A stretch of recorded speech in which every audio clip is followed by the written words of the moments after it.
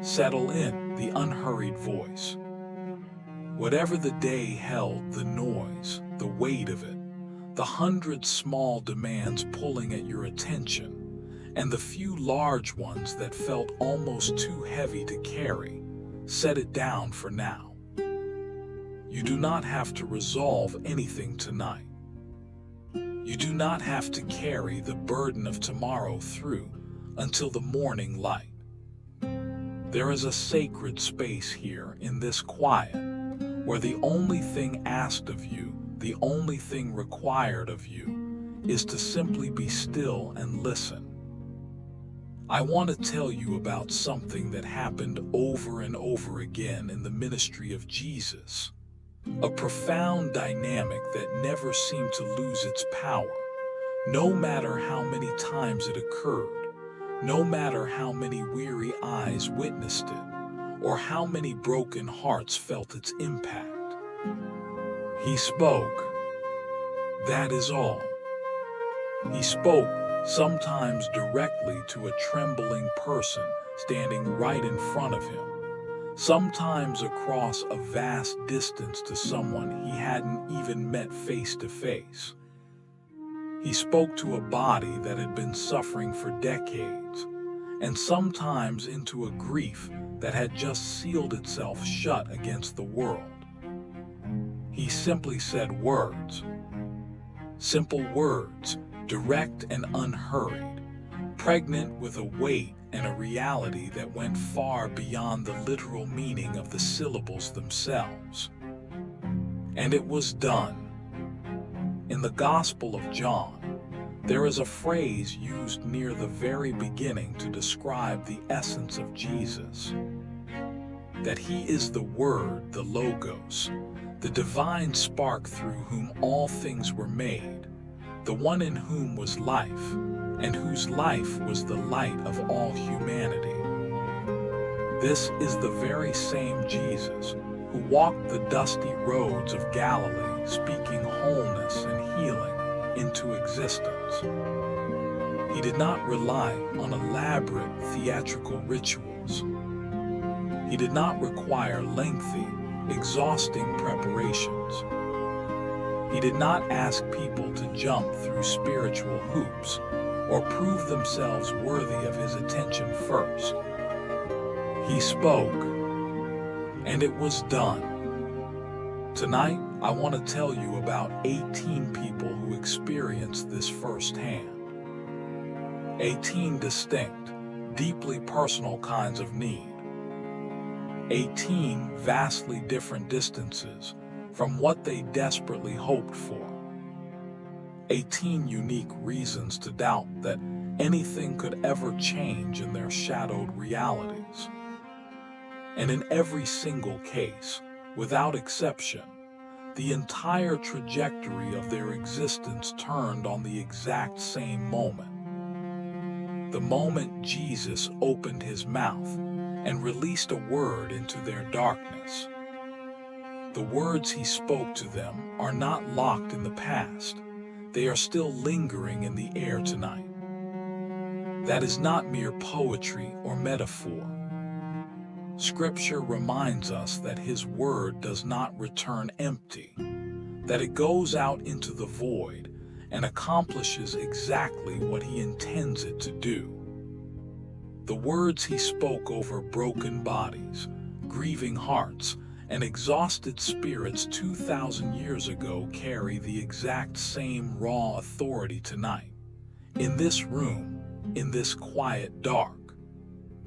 Before we journey through these encounters, let us pause to breathe together. Breathe in slowly, filling your lungs all the way, letting your chest expand and your belly soften into the rhythm of the breath.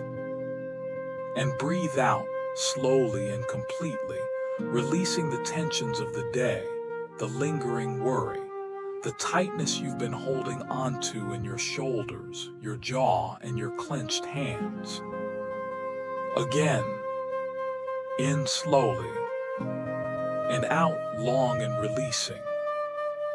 One more time. In and out. Let's pray. Lord, you are the Word made flesh. Your voice brought the vast, sprawling universe into existence out of absolute nothingness. Your spoken words stilled raging storms, opened blind eyes, and called the dead back to life. Tonight, we do not come merely to hear a story about you, but to encounter you yourself, to commune with the very same living presence that walked those ancient roads and spoke those transformative words. Speak directly into whatever is fractured or broken within us tonight.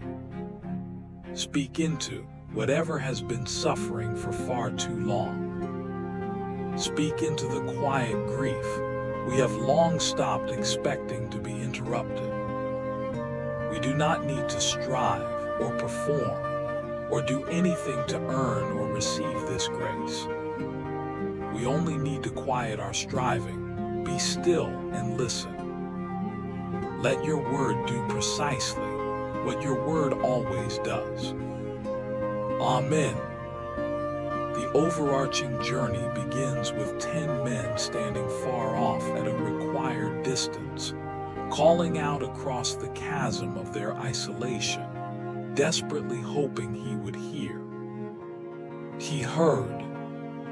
The 10 lepers, the gift of gratitude and healing. On the rough, dusty road winding between Samaria and Galilee, 10 men were keeping a mandatory, heartbreaking distance. They had learned the painful routine all lepers had. The religious and civil law demanded it. You stayed far outside the city boundaries, completely outside the social fabric, lingering at a distance that could never be mistaken for normal human proximity. You were required to call out harsh warnings whenever anyone drew near. You wore the visible, decaying markers of your condition for everyone to see. You lived on the ragged edges of the world, just close enough to see the vibrant life you were violently excluded from, and far enough away that no one could ever accuse you of risking contamination. Yet in the depths of that profound rejection, 10 men had found each other in the distance, which is one of the quietly remarkable, redemptive details of this story. Leprosy was, in its social dimension, a condition of absolute isolation. And yet here were 10 souls who had forged something akin to community in their shared exile. They came from different backgrounds and different walks of life, a fact the text makes clear when we realize at least one of them was a Samaritan, a member of an ethnic group that traditional Jews typically despised and had no positive contact with. In the ordinary, proud social world, these two groups would have maintained their own fiercely guarded distances from each other. But in the leveling distance of leprosy, those cultural and ethnic distinctions suddenly mattered very little. They had found solidarity on the absolute margins. When they saw Jesus approaching, they didn't wait for him to come to them. They raised their voices together. Not each one individually, calling out in a selfish turn, but all together. A single, unified, harmonious cry from 10 suffering throats, shaped by the exact same desperate, unyielding hope. Jesus, Master, have mercy on us. This was the totality of what they asked for. They asked for no specifics. They presented no detailed, itemized list of what they required to fix their lives. They asked simply for mercy. The open-ended, comprehensive, whatever you determine is needed for us, mercy of someone who can actually look at the unfiltered reality of your situation clearly, hold it without flinching, and respond to it fully. And Jesus simply said, "Go and show yourselves to the priests." This seems on the surface like a bewildering, almost counterintuitive response. He did not declare, "You are healed, go home to your families." He did not reach out to touch them, did not speak a direct command to the disease, did not command the rotting flesh to leave them in an instant. Instead, he gave them a very specific, practical instruction. Go and show yourselves to the priests.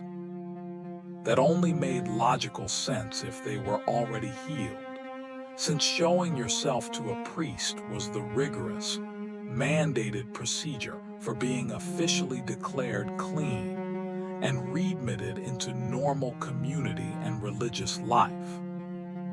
In other words, he told them to get up and do the thing that comes after the healing, before the healing had physically manifested in their bodies.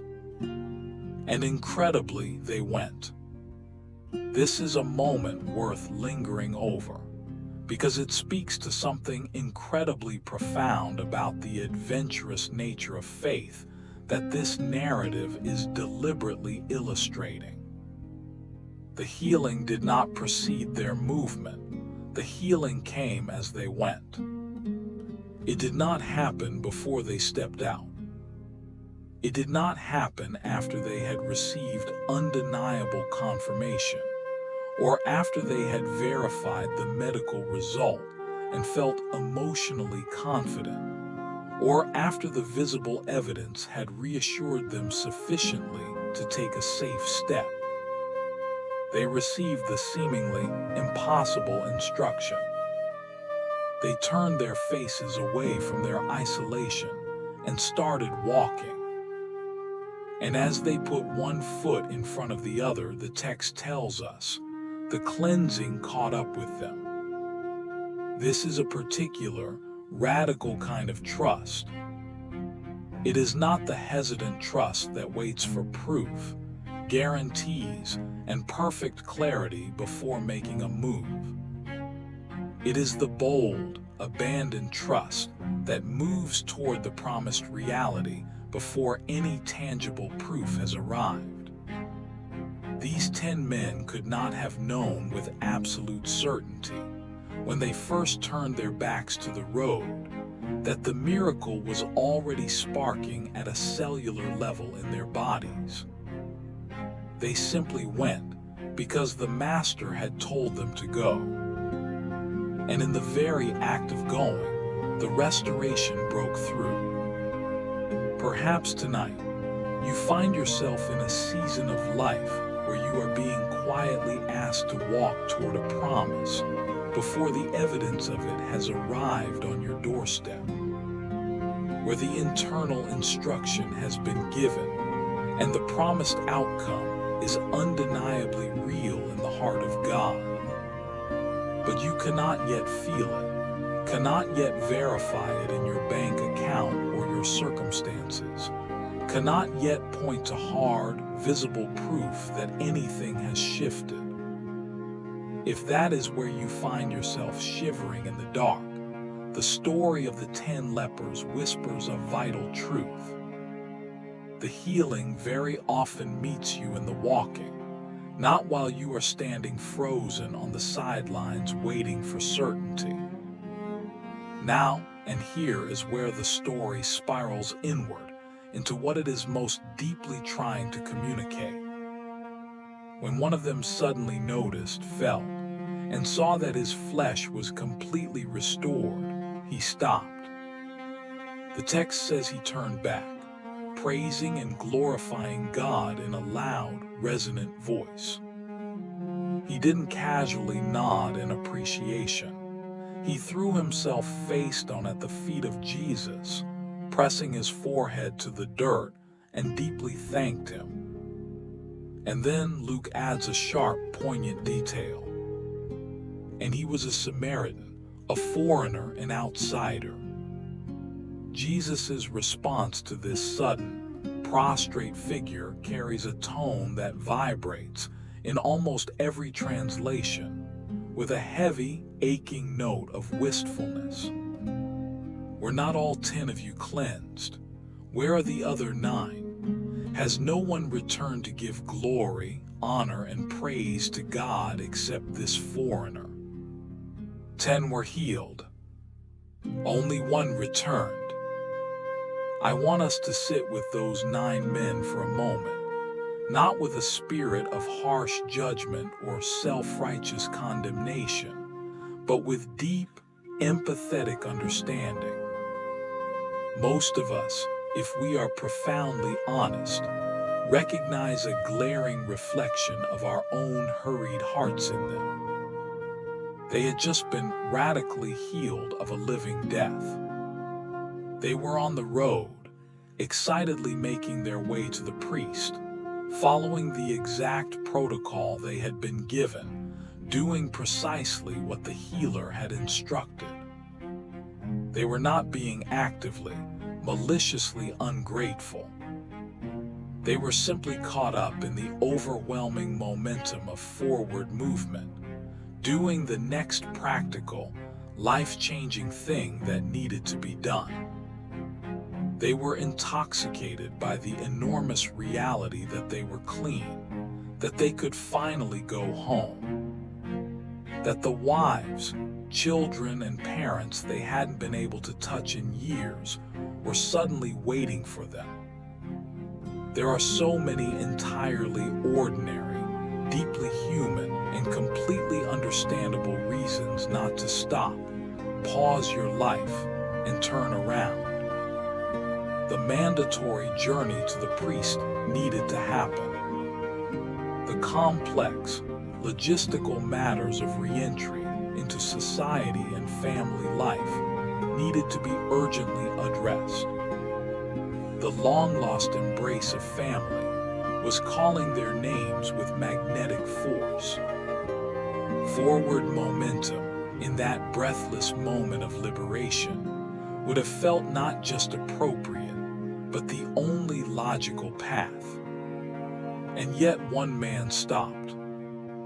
One man, caught in the rushing flood of life pouring back toward him, slammed the brakes on his forward momentum long enough to physically turn around, retrace his steps, and throw himself unconditionally at the dusty feet of the one who had unlocked his prison. Gratitude in its purest, most transformative form is exactly this. The sacred willingness to be violently interrupted by the giver before you excitedly rush forward into all the beautiful things the gift makes possible. It is incredibly easy, in the dizzying fullness of receiving good, long-awaited things, to simply keep moving, to carry the blessing forward into tomorrow without ever pausing to honor, remember, and worship its quiet source. This is not malice. This is not active ingratitude or cold-heartedness. It is simply the relentless, blinding pull of the forward-facing life. The psychological reality that a gift, once firmly in hand, opens up a future so immediate, bright, and compelling that the giver momentarily becomes a secondary thought rather than the primary focus. But one man turned back, and to that one man, Jesus spoke a reality he did not extend to the others who merely received the physical fix. Get up and go on your way. Your faith has made you well. The other 9 were cleansed of their disease. This man was made well in an entirely deeper, more holistic sense.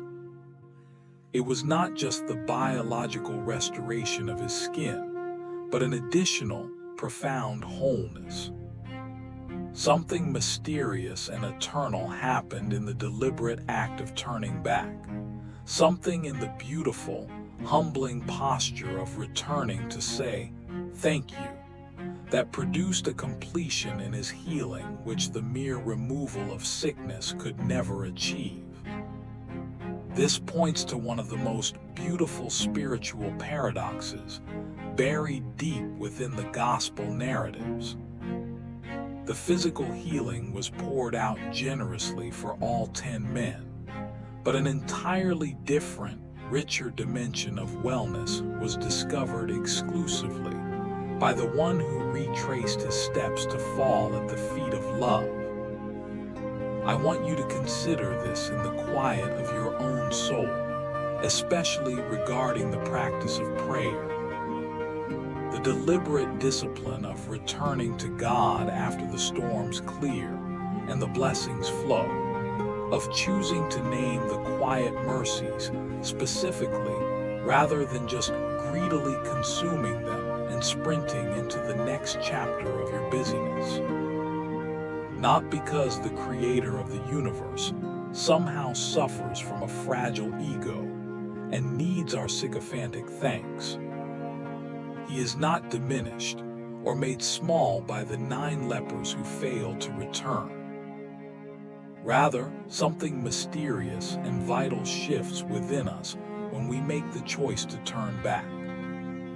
There is something deeply therapeutic, centering, and humanizing in the act of verbally naming what you have received, of turning your eyes back to the source of your breath rather than thoughtlessly marching into the fruit of it. It produces a deep, unshakable sense of completeness that the raw blessing alone can never provide. Maybe tonight, in the quiet moments before sleep finally pulls you under, there are quiet mercies and unearned gifts in your life that are desperately worth naming. Small ones that passed unnoticed, large ones that took your breath away. Things you received over the last year, the last month, that you simply accepted and moved past without ever pausing long enough to look upward and whisper your awe. Perhaps some of the deep, restorative rest you are craving tonight can be found in practicing that exact kind of return. It doesn't need to be born out of religious obligation or heavy guilt about enjoying gifts without honoring the hand that fed you. Let it simply be an acknowledgement that the 10th man's joy was exponentially fuller, richer, and more radiant because he broke his stride to turn back. And yours can be too. What would it mean for you to spiritually throw yourself at his feet right now, simply in a posture of raw, unadulterated gratitude? You don't need to ask for anything more to survive tomorrow.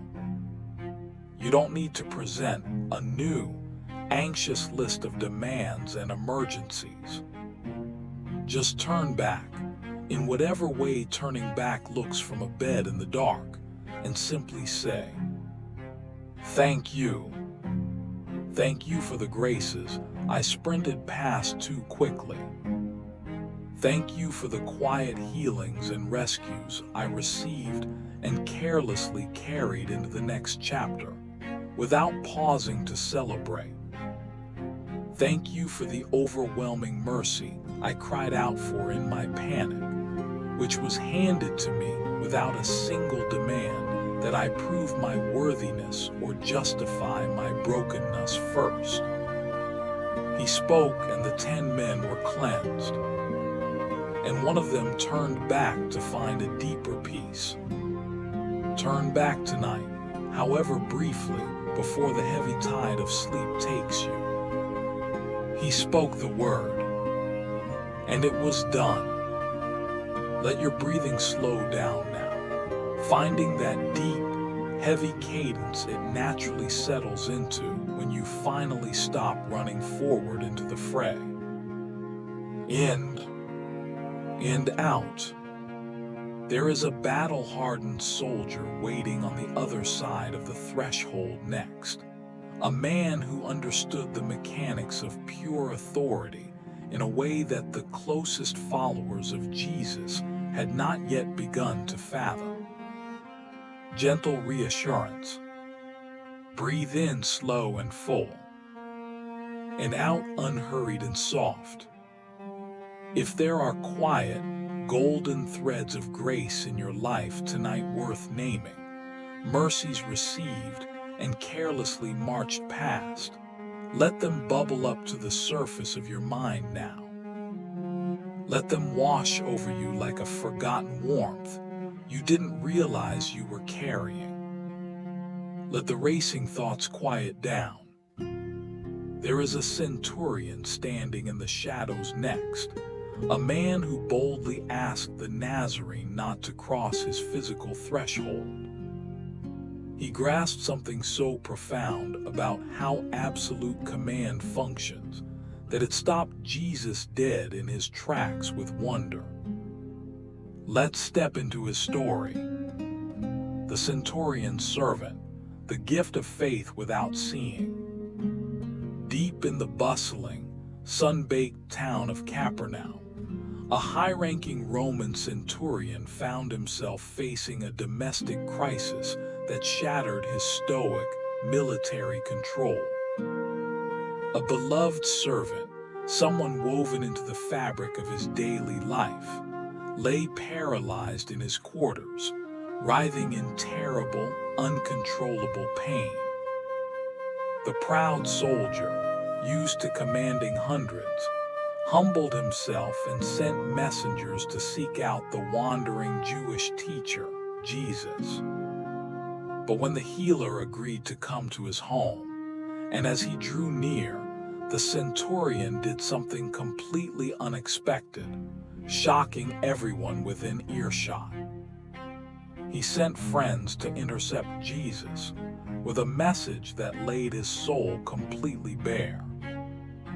Lord, please do not trouble yourself to come any further, because I do not deserve to have you step under my humble roof.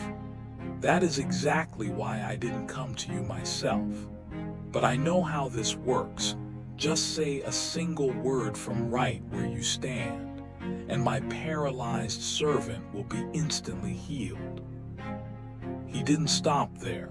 He articulated the bedrock of his logic. For I myself am a man positioned under the strict authority of higher commanders, yet I have fierce, battle-ready soldiers placed under my direct command. When I tell this one to go, he runs without question. When I say to that one to come, he immediately falls in line. I say to my personal servant, do this, and he does it. He understood authority from the inside out, not as a theoretical concept, but as a living, breathing reality of power. He was a man who gave heavy orders and watched them be carried out with absolute precision. This execution of command did not rely on his physical, intimidating presence hovering over the situation.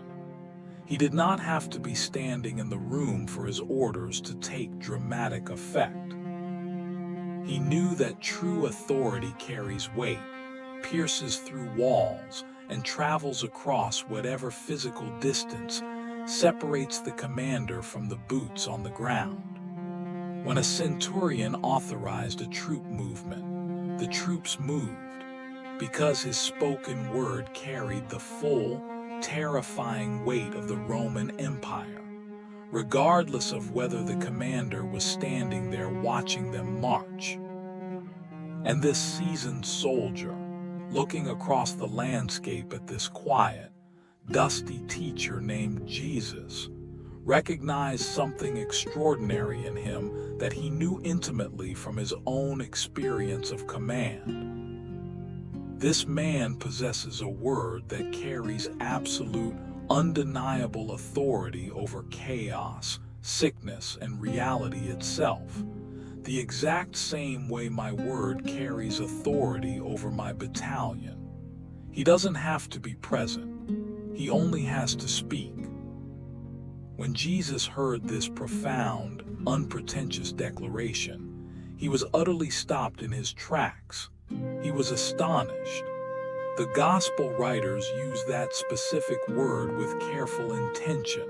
Astonished, struck with awe, the exact same visceral word used elsewhere to describe stunned crowds reacting to mind-bending miracles. Jesus physically turned around to the pressing crowd following in his wake and said, "Truly I say to you, I have not found faith this deep, this clear, and this mature anywhere in all of Israel." He turned back to the messengers and said, "Go your way. Let it be done and take effect for you exactly as you have believed it would." And the text records that the paralyzed servant was completely healed at that very hour, at the exact second the word was released. I want to stay with this for a moment, diving deep into what it was about this foreigner's faith that drew such a rare, ecstatic response from the Savior. It was not the raw, emotional fervor of his plea. It was not the intensity of his psychological belief or the loud, theatrical certainty of his prayer meetings. The centurion's faith was stunningly remarkable not because of its fiery passion, but because of its crystalline understanding. He grasped something deeply structural, something beautifully objective about who Jesus was and precisely how his divine authority operated. A reality that the people who had walked with him for years, even his own hand-picked disciples, had not yet fully wrapped their minds around. He understood that the presence of Jesus' spoken word was entirely sufficient to shatter any crisis, completely independent of the physical presence of Jesus' body. This spiritual truth is overwhelmingly relevant for anyone reading this tonight who has ever wrestled with the aching, lonely feeling that God feels distant. For the soul lying in the dark, suspecting that the Creator is simply not near enough, not attentive enough, or not intimately present enough to act on their behalf. For anyone who fears that the vast, terrifying distance between where their life is right now and where God dwells might somehow limit his ability to rescue them. The centurion's beautiful story is a direct, unshakable answer to that agonizing anxiety. The word of Jesus carries absolute authority across any distance, whether measured in feet or in light years. It does not require his physical, tangible proximity to accomplish the capstone of what it is sent to do. He speaks from the throne of heaven, and it is executed on earth, whether he is standing in your living room or whether you are a loved one lying broken, paralyzed, and weeping miles and miles away. There is another brilliant, comforting dimension to this narrative that I want to hold gently in our hands.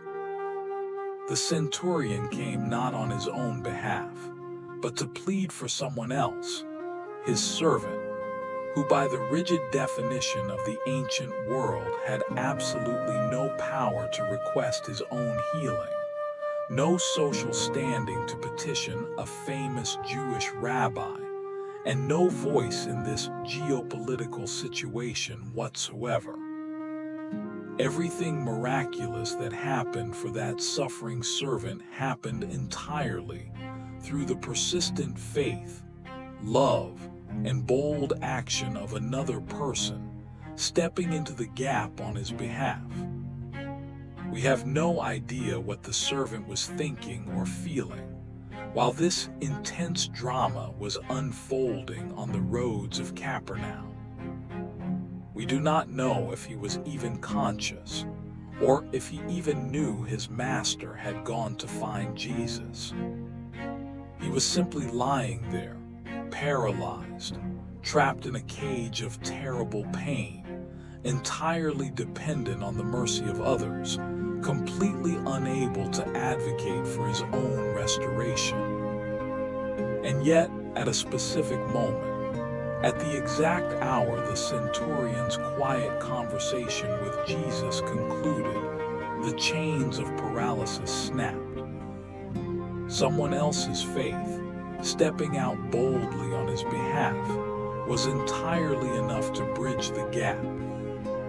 If you find yourself in a season of suffering, depression, or physical crisis so severe that you cannot muster the energy to pray for your own healing, let this truth sink deep into your bones. If you feel you cannot generate the faith you think you are supposed to have, if you cannot find the right words or the emotional strength to bring your shattered need before God with any shimmering confidence, it is okay. Someone else can carry that weight for you. Another person's faith, fueled by the Spirit, can boldly intercede and act on your behalf. The centurion's servant did not receive his breathtaking healing through his own brilliant belief, or through any spiritual posture he managed to pull off, but simply because someone who loved him knew exactly who Jesus was and refused to stop until he reached him. If you are being prayed for tonight by a network of people who love you, a fiercely praying parent, a devoted spouse, a loyal friend, a quiet pastor, let that reality anchor you. Let yourself humbly receive what their faith is reaching toward on your behalf. You do not have to manufacture the spiritual energy yourself right now. And if you happen to be that person, the one standing in the gap, interceding for a loved one, a child or a friend who cannot pray for themselves in this grueling season, know down to your core that the centurion's story is your personal invitation. Your quiet, unshakable understanding of who Jesus is and how his brilliant authority works is enough. You don't have to drag the person you're praying for into the presence of Jesus. You can go yourself, explain the need, and trust that the word he speaks will travel back to exactly where it needs to go. He does not have to come in person to the hospital room or the troubled home. He only has to speak. And his divine word does not require proximity to accomplish its holy purpose. It goes where it is intentionally sent, and it never boomerangs back empty. It arrives at the exact, perfect hour. The centurion understood this profound reality, and his faith was immortalized as great. Not great because it was emotionally ecstatic, or because he had achieved a state of perfect psychological tranquility. It wasn't great because he possessed an elite theological degree or understood all the complex nuances of ancient scripture. It was deemed great because it accurately, beautifully, and structurally understood the raw nature of who Jesus is and exactly what his spoken word can accomplish. Let your faith tonight be wonderfully simple in exactly this same way. You do not need to strain, sweat, or try to artificially dial up the emotional intensity of your feelings. Just quietly understand the bedrock truth. He speaks, and it is done. He speaks from wherever he is, right down to wherever you are shivering in the dark. He speaks across whatever vast, intimidating distance feels like it is separating you from peace right now. He speaks directly into the hospital room, the broken relationship, or the weary mind of the person you are carrying in your prayers who cannot pray for themselves. He spoke the word, and it was done. Let your physical body settle even further down into the mattress, sinking into the stillness of genuine rest. The paralyzed servant, healed from afar, is resting somewhere in the pages of history, likely not even fully comprehending how quickly the restoration traveled or what mystical mechanics just took place. And you can rest with that exact same abandon, simply trusting that the word has already been released, that it is traveling through the dark, and that it will arrive on time. And out. There is a broken man waiting by a pool of false hopes next, someone who had been marooned in his paralysis for 38 years, a man who had stopped believing anyone was ever coming to rescue him, and who was astounded to discover he was found, not by his own frantic seeking, but by simply being sought out. Gentle reassurance. Breathe in slowly, and out long and releasing. If there is someone fiercely carrying you in prayer tonight, let go and receive it. You do not have to generate the spiritual engine yourself. Let their quiet, steady understanding carry the weight of the request to the throne. There is a forgotten man lying on a woven mat by a pool next, a soul who had waited so long for a miracle that he had entirely given up expecting anyone to notice his suffering. He didn't even ask Jesus for a drop of mercy. Jesus stepped out of the crowd and asked him, "Let's go there now." The man at Bethesda, the gift of being found when you stop looking. Near the ancient sheep gate in the heart of a bustling, heavy Jerusalem, there was a peculiar pool called Bethesda, a name meaning house of mercy. Around the stone porticos of this pool lay a sprawling, agonizing multitude of disabled people. The blind, the crippled, the withered, and the paralyzed, all waiting in a tense, competitive vigil. A superstitious tradition associated with this pool held that at unpredictable, seasonal intervals, an angel of the Lord would descend and agitate the water, and whoever managed to drag themselves and plunge in first after the bubbling disturbance would be instantly healed of whatever disease plagued them. How historically true this folklore was, whether an angel actually visited the waters or it was merely a cruel coping mechanism of the ancient world, the gospel text does not pause to debate.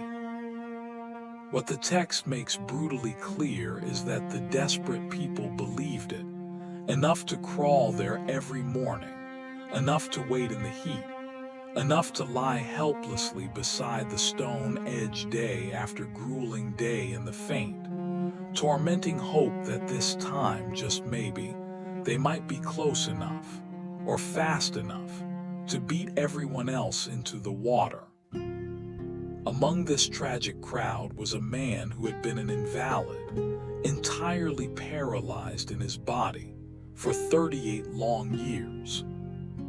38 years. Let that staggering number land heavily on your heart for a moment.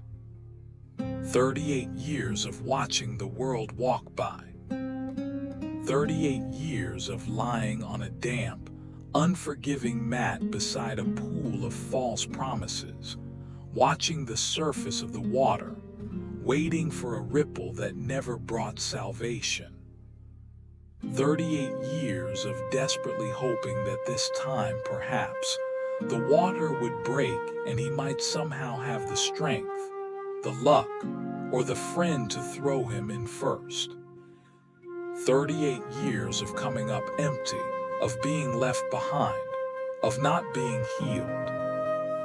When Jesus walked through this maze of suffering and saw him lying prone on the stone, instantly knowing the heavy history of how long this affliction had dragged on, he looked down with blazing compassion and asked him a piercing, provocative question. Do you want to get well? To the casual observer, this question might seem bizarre, almost aggressively unkind. The man's paralysis is visually undeniable. His poverty is stark. His whole life is an open tragedy. Of course he wants to be healed. Why on earth would the healer ask such an obvious, redundant thing? But I believe that profound question was doing vital, surgical work in the man's soul. 38 years is a nearly incomprehensible amount of time to wait for a rescue. It is long enough that the agonizing waiting itself can slowly, imperceptibly, harden into an identity, a way of existing, a familiar routine. It is long enough that the fragile spark of hope can slowly die, freezing into something that looks far more like weary habit and bitter resignation than actual expectation. It is long enough that the person waiting may not even be fully sure anymore whether they are hoping to be healed or simply continuing the familiar rhythm of coming to the pool, lying beside it, watching the water. And the man's response is revealing. He doesn't say yes. He doesn't say, more than anything, I want to be well, he says. Sir, I don't have a single person in my life to help me slide into the pool when the water is stirred up.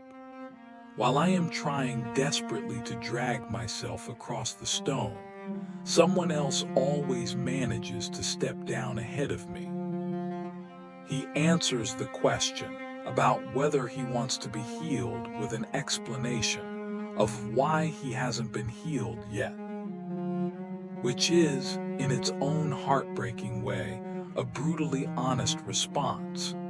A psyche entirely shaped by 38 years of trying and failing, of hitting a wall, of being too slow, of being the invisible guy that someone else always steps on or steps over in the race for survival. The desperate desire to be well and the crushing explanation for why it is impossible had become so completely fused together in his thinking that, when invited to articulate his deepest desire, the litany of his disappointments spilled out instead. Jesus does not scold him for his lack of pristine faith. He does not press him on his tangled psychology, does not demand he fix his attitude, does not lecture him saying, well, when you can look me in the eye and tell me with unwavering confidence that you believe, come find me. He simply looks at the paralyzed wreck of a man and issues a royal command. Get up, pick up your heavy mat and walk. And at that very second, the creative power of God flooded his limbs. The man was instantly cured, and leaping up, he picked up his mat and walked out into the sun. Notice, he didn't ask Jesus for a single thing. He didn't aggressively seek Jesus out of the crowd. He didn't display a sparkling, textbook faith or present a beautifully articulate summary of his spiritual need. Jesus locked eyes with him, learned the tragic landscape of his situation, and unilaterally healed him. And then, in another fascinating twist, the man didn't even know who had rescued him. The text shows us that Jesus simply slipped away, vanishing into the anonymous crowd before the man even realized who had spoken the cosmos into his legs. This stands as perhaps the purest, most undiluted example in all of the sacred writings of unilateral, unprompted, uninitiated grace. A man who had entirely stopped expecting anyone to ever throw him a lifeline was suddenly, violently pulled from his grave, not because he built up enough faith, not because he begged beautifully, not because he did anything to deserve it, but simply because Jesus took a deliberate walk through the slums of his misery and chose to act out of pure love. I want you to hold this memory incredibly gently for yourself tonight, especially in those seasons where your personal faith feels paper thin.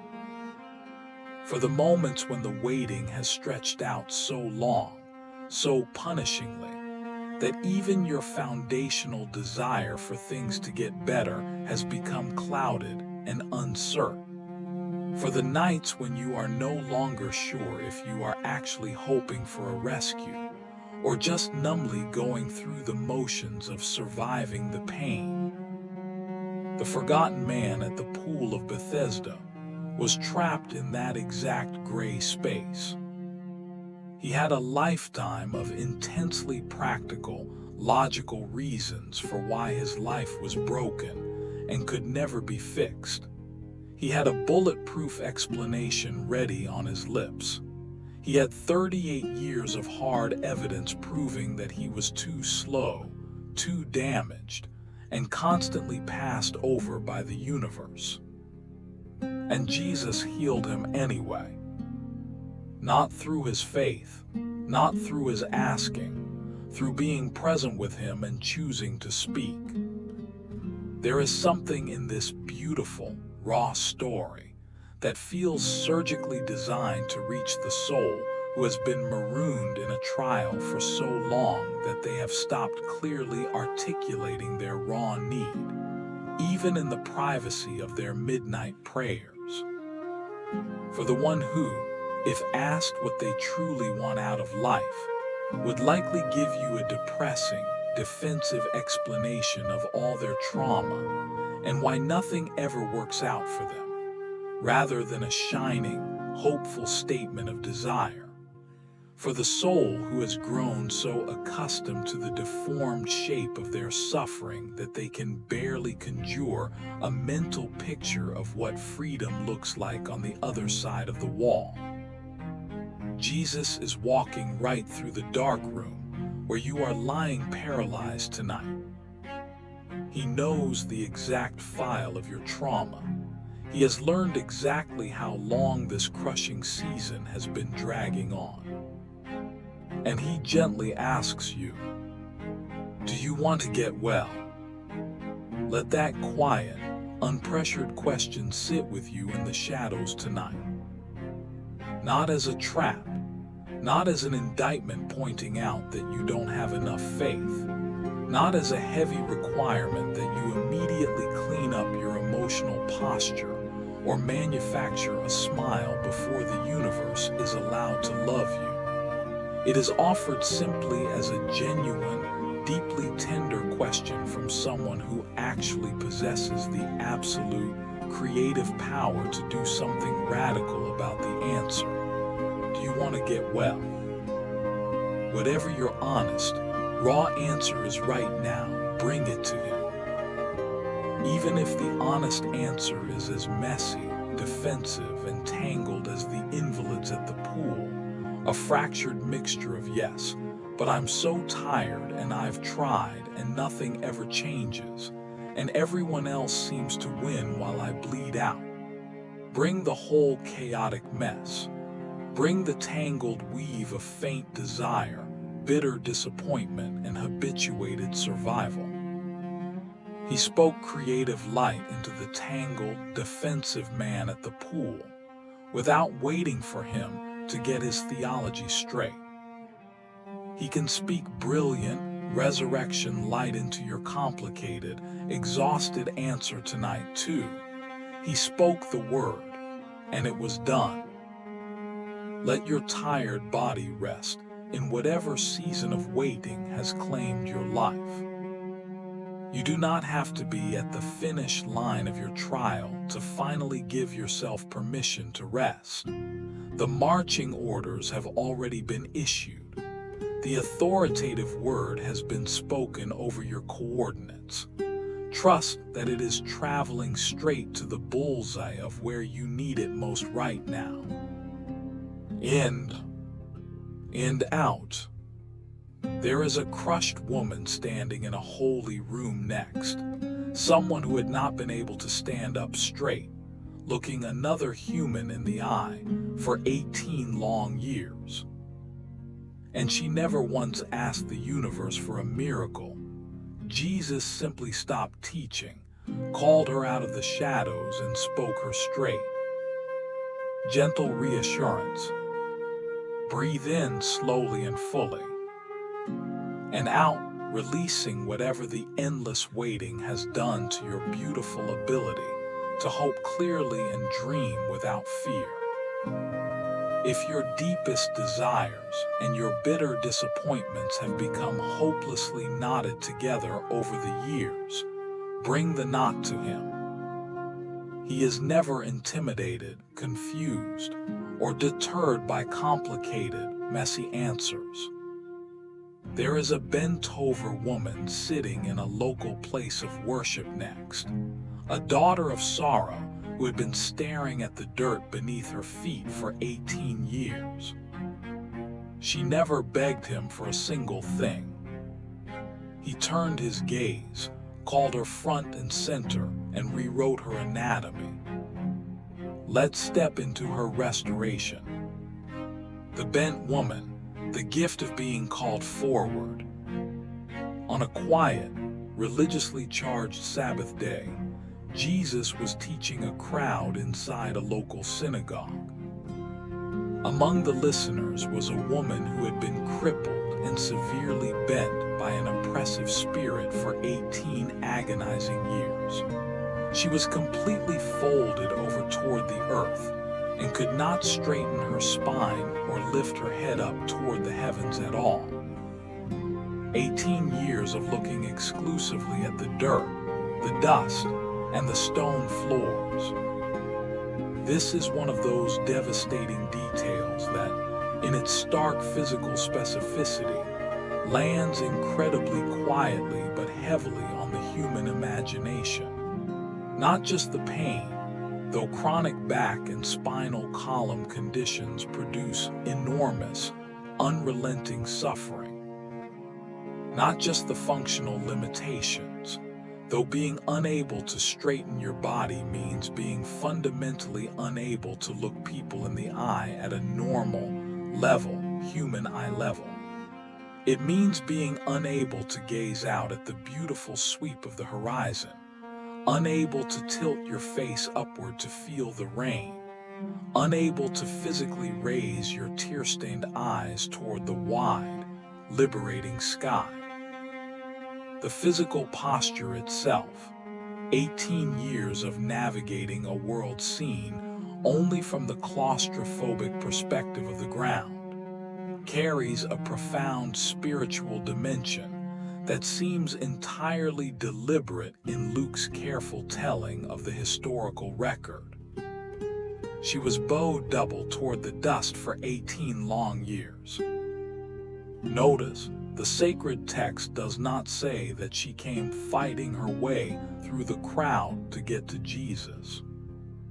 It does not record that she sought him out, or cry out in desperate faith, or begged the famous miracle worker for a touch. It simply says she was there in the synagogue where he happened to be teaching, quietly present in the same room with the light of the world. Jesus saw her standing there, crushed under the invisible weight. He stopped teaching, and he directly called her forward, front and center. He looked at her and said, "Woman, you are completely set free from your debilitating infirmity." Then he reached out and placed his warm, calloused hands upon her hunched back, and in that exact second, she instantly straightened up, her spine releasing, and she began praising and glorifying God with everything in her.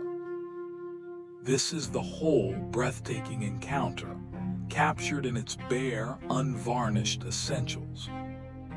She didn't ask for it, he saw her, he called her, he spoke the reality, and she was healed. What I want us to sit with in the quiet of this midnight hour is the sheer shock of that moment when she straightened up.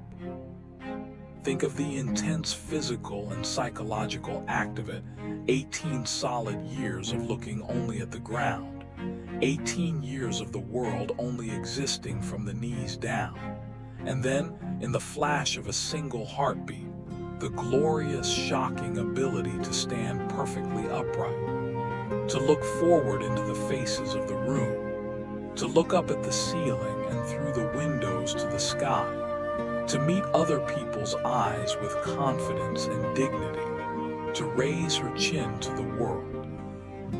What on earth did she see in that very first, dizzying moment of standing completely upright? The loving, radiant face of Jesus, almost certainly, the one who had just noticed her, called her out of her shame, and spoken her into freedom. The stunned faces of the religious neighbors surrounding her in the synagogue, faces she had perhaps only ever seen as an indistinguishable blur of sandals and robes.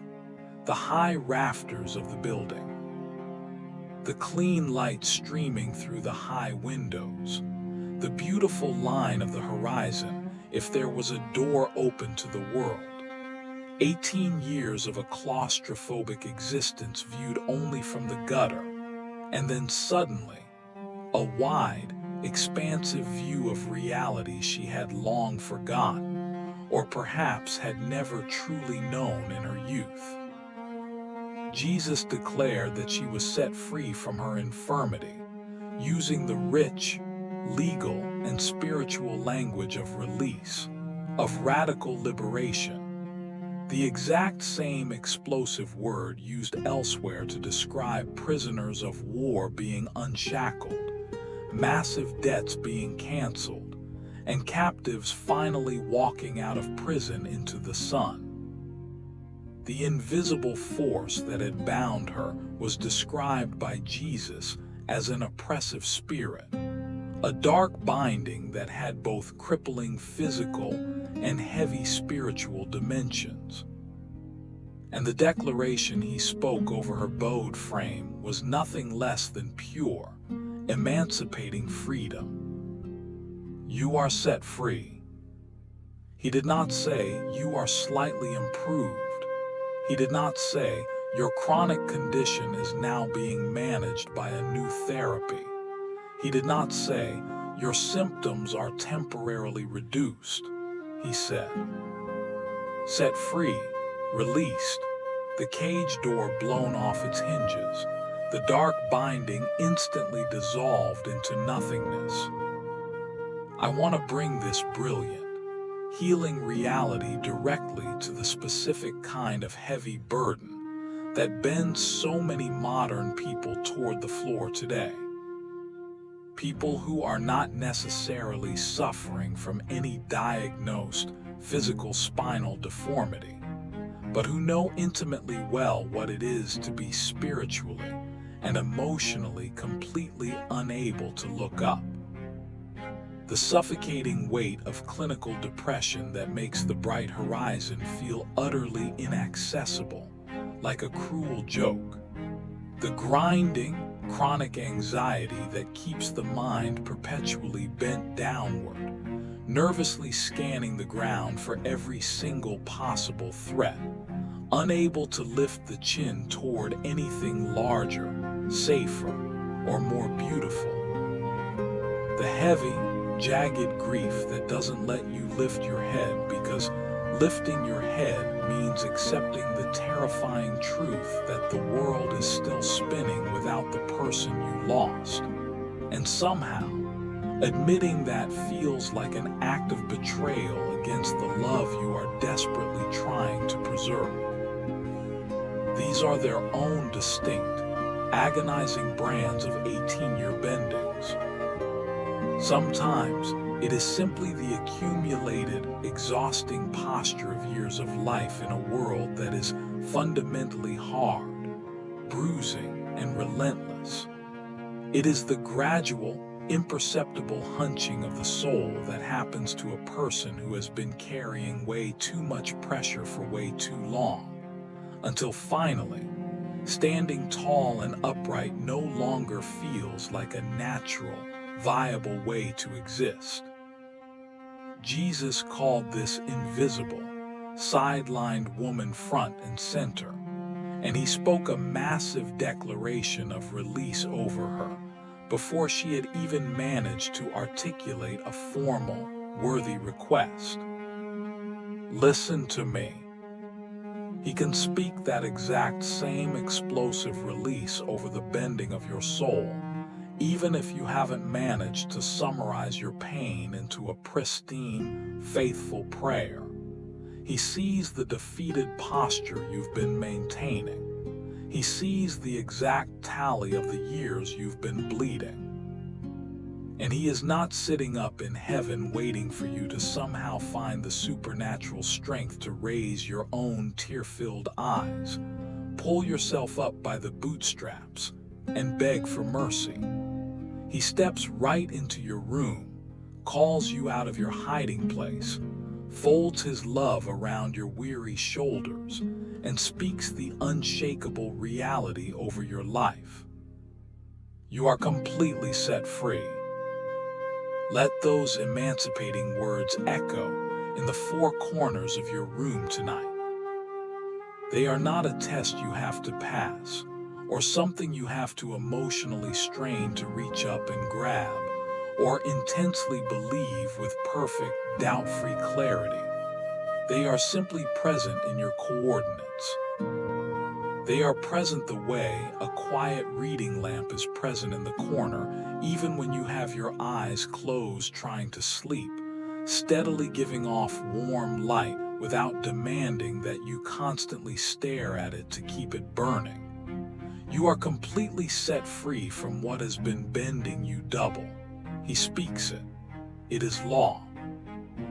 There is also a beautiful, feisty detail at the very end of this woman's story worth noticing. When the ruler of the local synagogue furiously objected to this miraculous healing taking place on the Sabbath day, loudly scolding the crowd, "There are 6 working days in the week to get fixed. Come on those days to be healed, not on the holy Sabbath."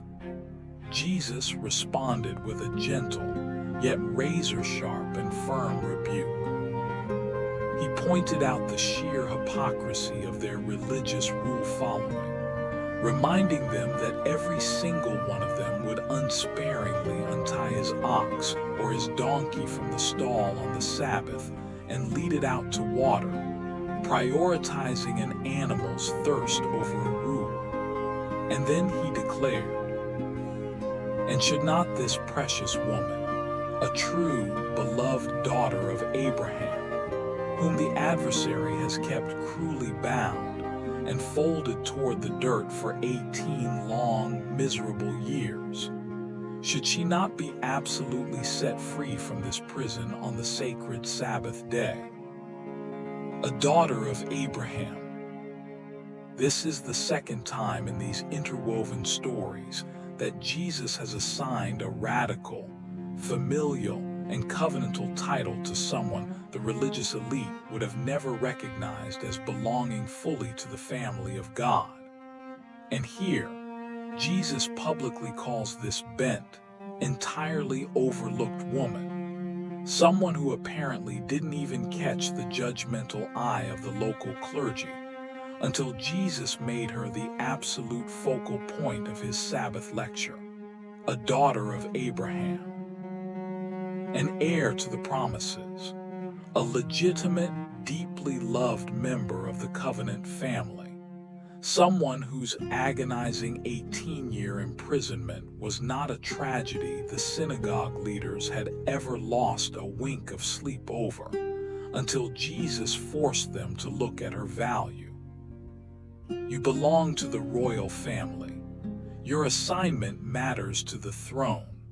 The sheer, exhausting length of time it has dragged on does not bore God.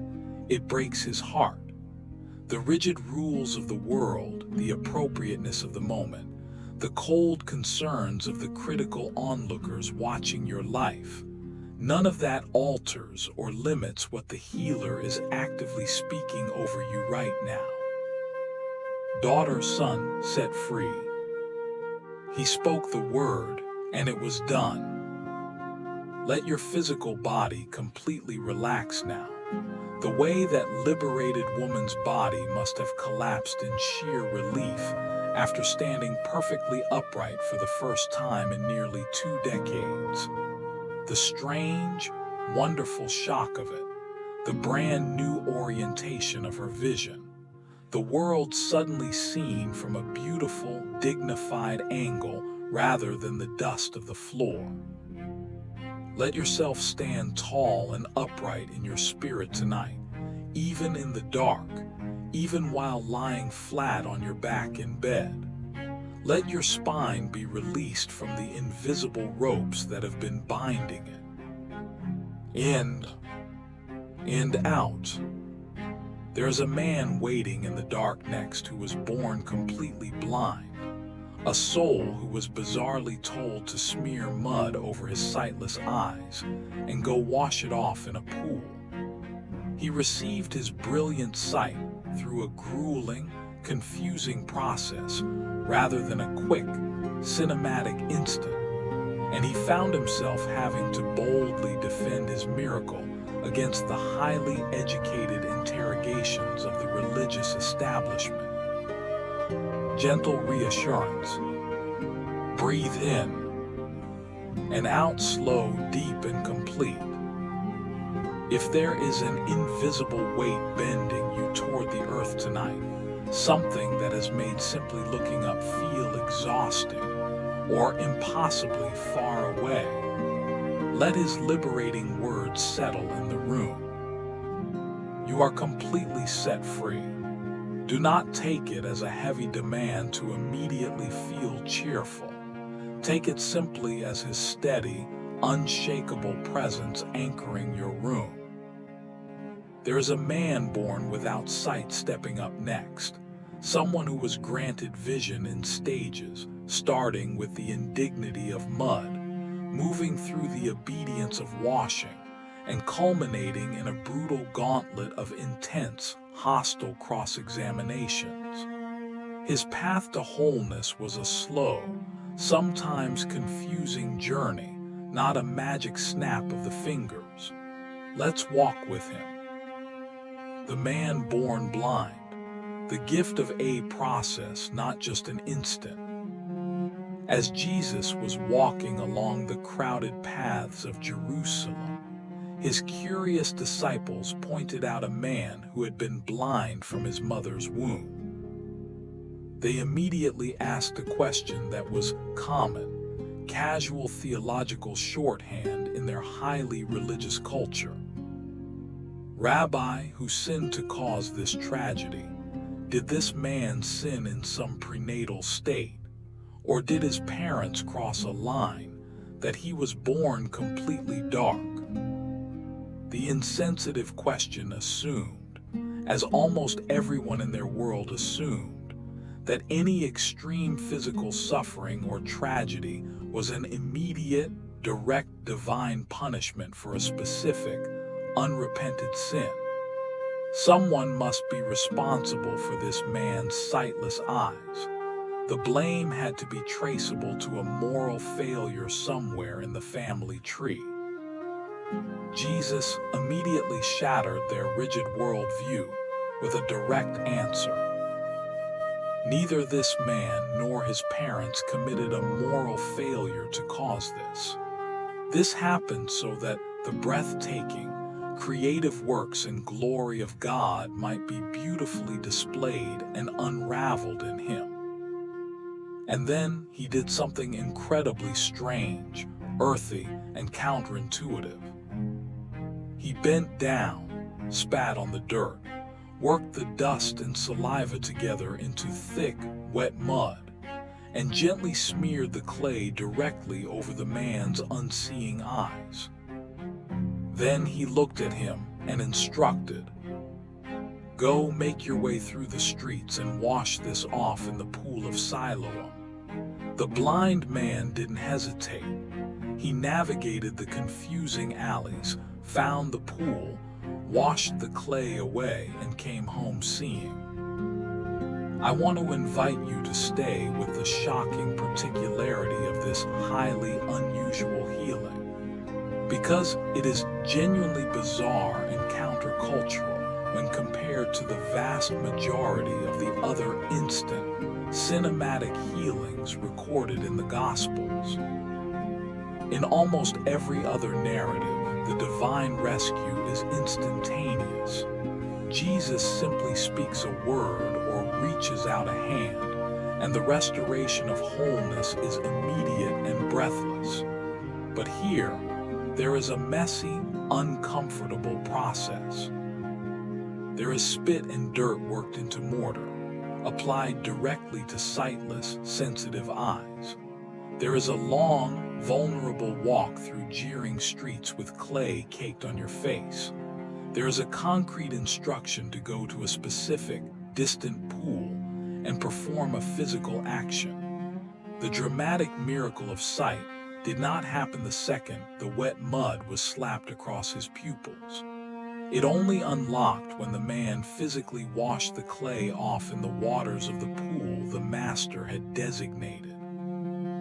There was a stark, terrifying gap between the initial act of faith and the ultimate result of vision, and filling that gap required raw, humble obedience. The man could not see a single thing, while he had wet mud caked over his eyes. He couldn't verify if this strange teacher was secretly playing a cruel prank on him. He could not look into Jesus' face to read his expression and find psychological reassurance that this was definitely going to work. He simply had to get up and go, stumbling, completely blind, with mud drying on his face, navigating a familiar but terrifying route to a pool, where he blindly plunged his face into the water. And when he pulled his head back up, he came home seeing. That grueling process fiercely mattered. The blind obedience in the dark gap of uncertainty fiercely mattered. The willingness to get up and walk sightless toward a confusing instruction rather than stubbornly standing still on the curb demanding pristine proof, guarantees, and perfect theological clarity first. That courage fiercely mattered.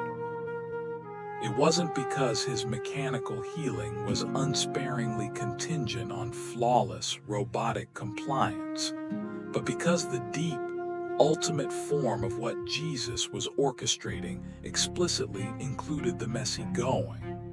It included the awkward washing. It included the blind man's messy, vulnerable participation in his own unfolding miracle, no matter how confused, foolish, or frightened he may have felt while mud was drying on his eyelashes. This stands as an incredibly tender, realistic word for anyone reading this tonight who finds themselves marooned in a season of healing that feels agonizingly like a long, drawn-out process, rather than a cinematic, one-second instant. For the soul who took the brave step to go to the pool, started the treatment, cried out for rescue, only to come back to find things marginally, slowly better, but still painfully incomplete.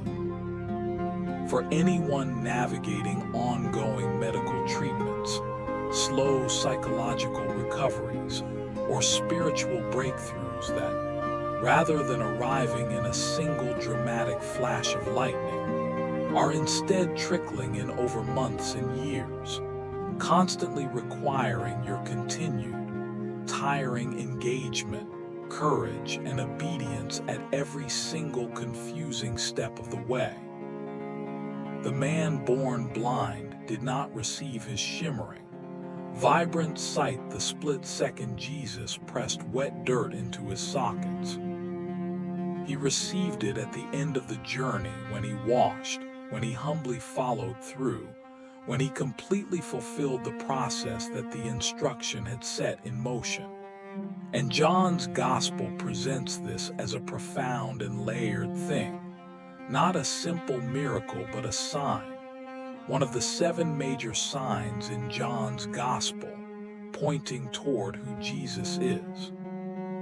The story doesn't end with the healing, and I think this is also worth sitting with.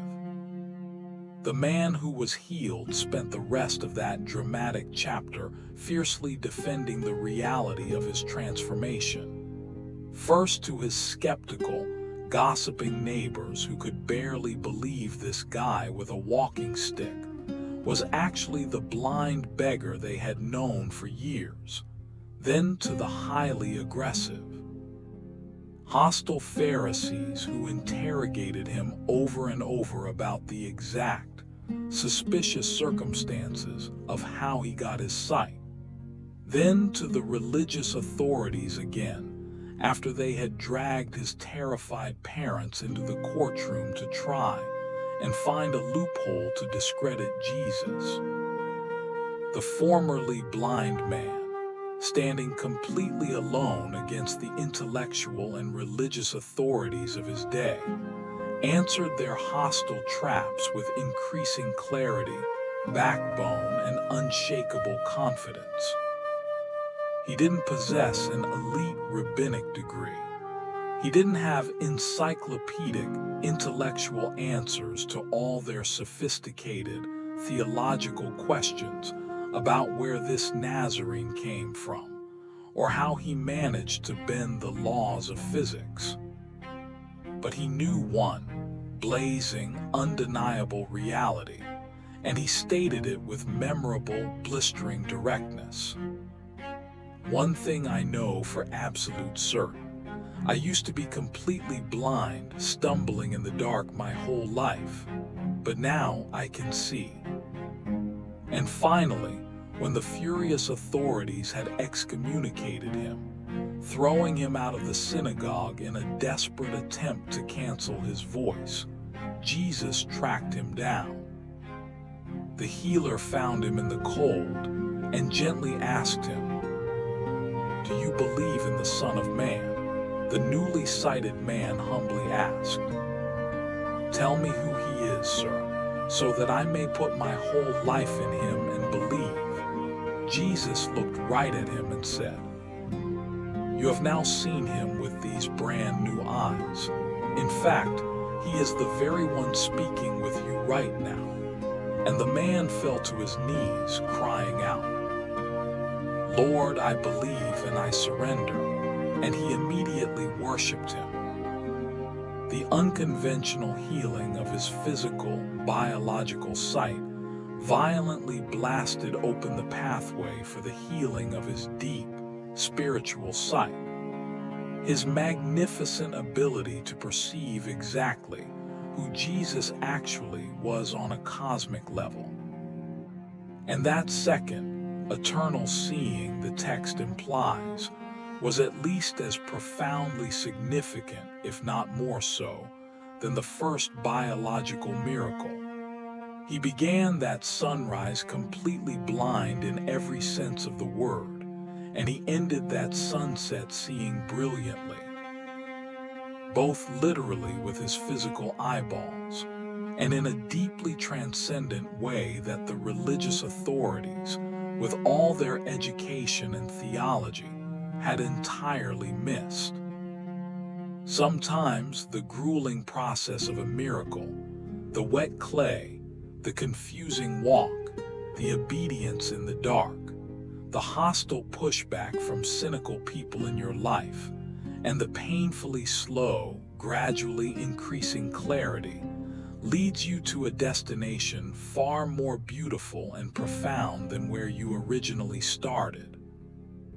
It ends not just with restored physical function or a solved problem, but with an entirely deeper, unshakable sight. It gives you a rare capacity to perceive a brilliant reality that was completely invisible to you before your trial began. It anchors within you an intimate, unshakable understanding of who Jesus is and how he operates, a profound intimacy that could have only been forged by surviving the very specific, sometimes messy route that your unique healing process took you on. If your healing journey feels agonizingly like a slow, confusing process tonight, if you feel you are somewhere in the middle of the mud and clay stage, standing somewhere in the terrifying void between the confusing instruction being given and the ultimate result fully blooming in your life, take deep, courageous comfort in this formerly blind man's story. The grueling process you are cursing is not a spiritual defect. The slow, painful stages are not concrete evidence that the universe has forgotten you or that something is going terribly wrong. The stumbling walk, the washing in the cold water, and the slow coming home are all essential parts of the holy alchemy that makes your ultimate wholeness what it is destined to fully be. He spoke the word, and the mysterious process began, and at the ultimate end of it, in the specific pool he designated, the miracle was executed. Let your body rest securely right in the messy, unresolved middle of whatever process has claimed your life. You do not have to be at the unblemished end of your recovery to finally drop your guard and rest. The divine instruction has already been released over you. The blind walk has already been initiated. The washing is in progress. He spoke the word, and it is being perfectly executed on your behalf. In and out. There is one final, incredibly dramatic story waiting for us. A weeping mother walking behind a heavy wooden coffin containing the lifeless body of her only son, and a wandering stranger suddenly steps out of the crowd to halt the funeral procession in its tracks. Gentle reassurance. Breathe in and out, slow, deep, and settling. If your personal restoration feels overwhelmingly like a long, drawn-out process right now, filled with confusing stages, setbacks, wet clay, and cold pools, you do not have to white-knuckle your way to the finish line tonight. The slow, grueling process is not a failure. It is simply the beautiful, necessary form your deep healing is taking right now. Drop the stress. Let it go. There is a devastating scene unfolding next. A broken-hearted widow walking behind the casket of her only boy, marching blindly toward a final, agonizing burial. And the healer steps forward to halt the death march entirely. Let's step into that holy disruption gently. The widow's son, the gift of interrupted grief. Jesus, accompanied by a tight knot of his disciples and a massive, trailing crowd, was approaching a small, unremarkable village called Nain. Just as they reached the narrow stone gates of the town, an entirely different, somber crowd was slowly emerging from the other side. A funeral procession. The young man being carried out on an open bier toward the graveyard was the only son of his mother, and to make the tragedy complete, she was a deeply impoverished, vulnerable widow. Luke, the physician who meticulously recorded this historical account, presents these two crushing facts to our imagination with quiet, devastating deliberateness.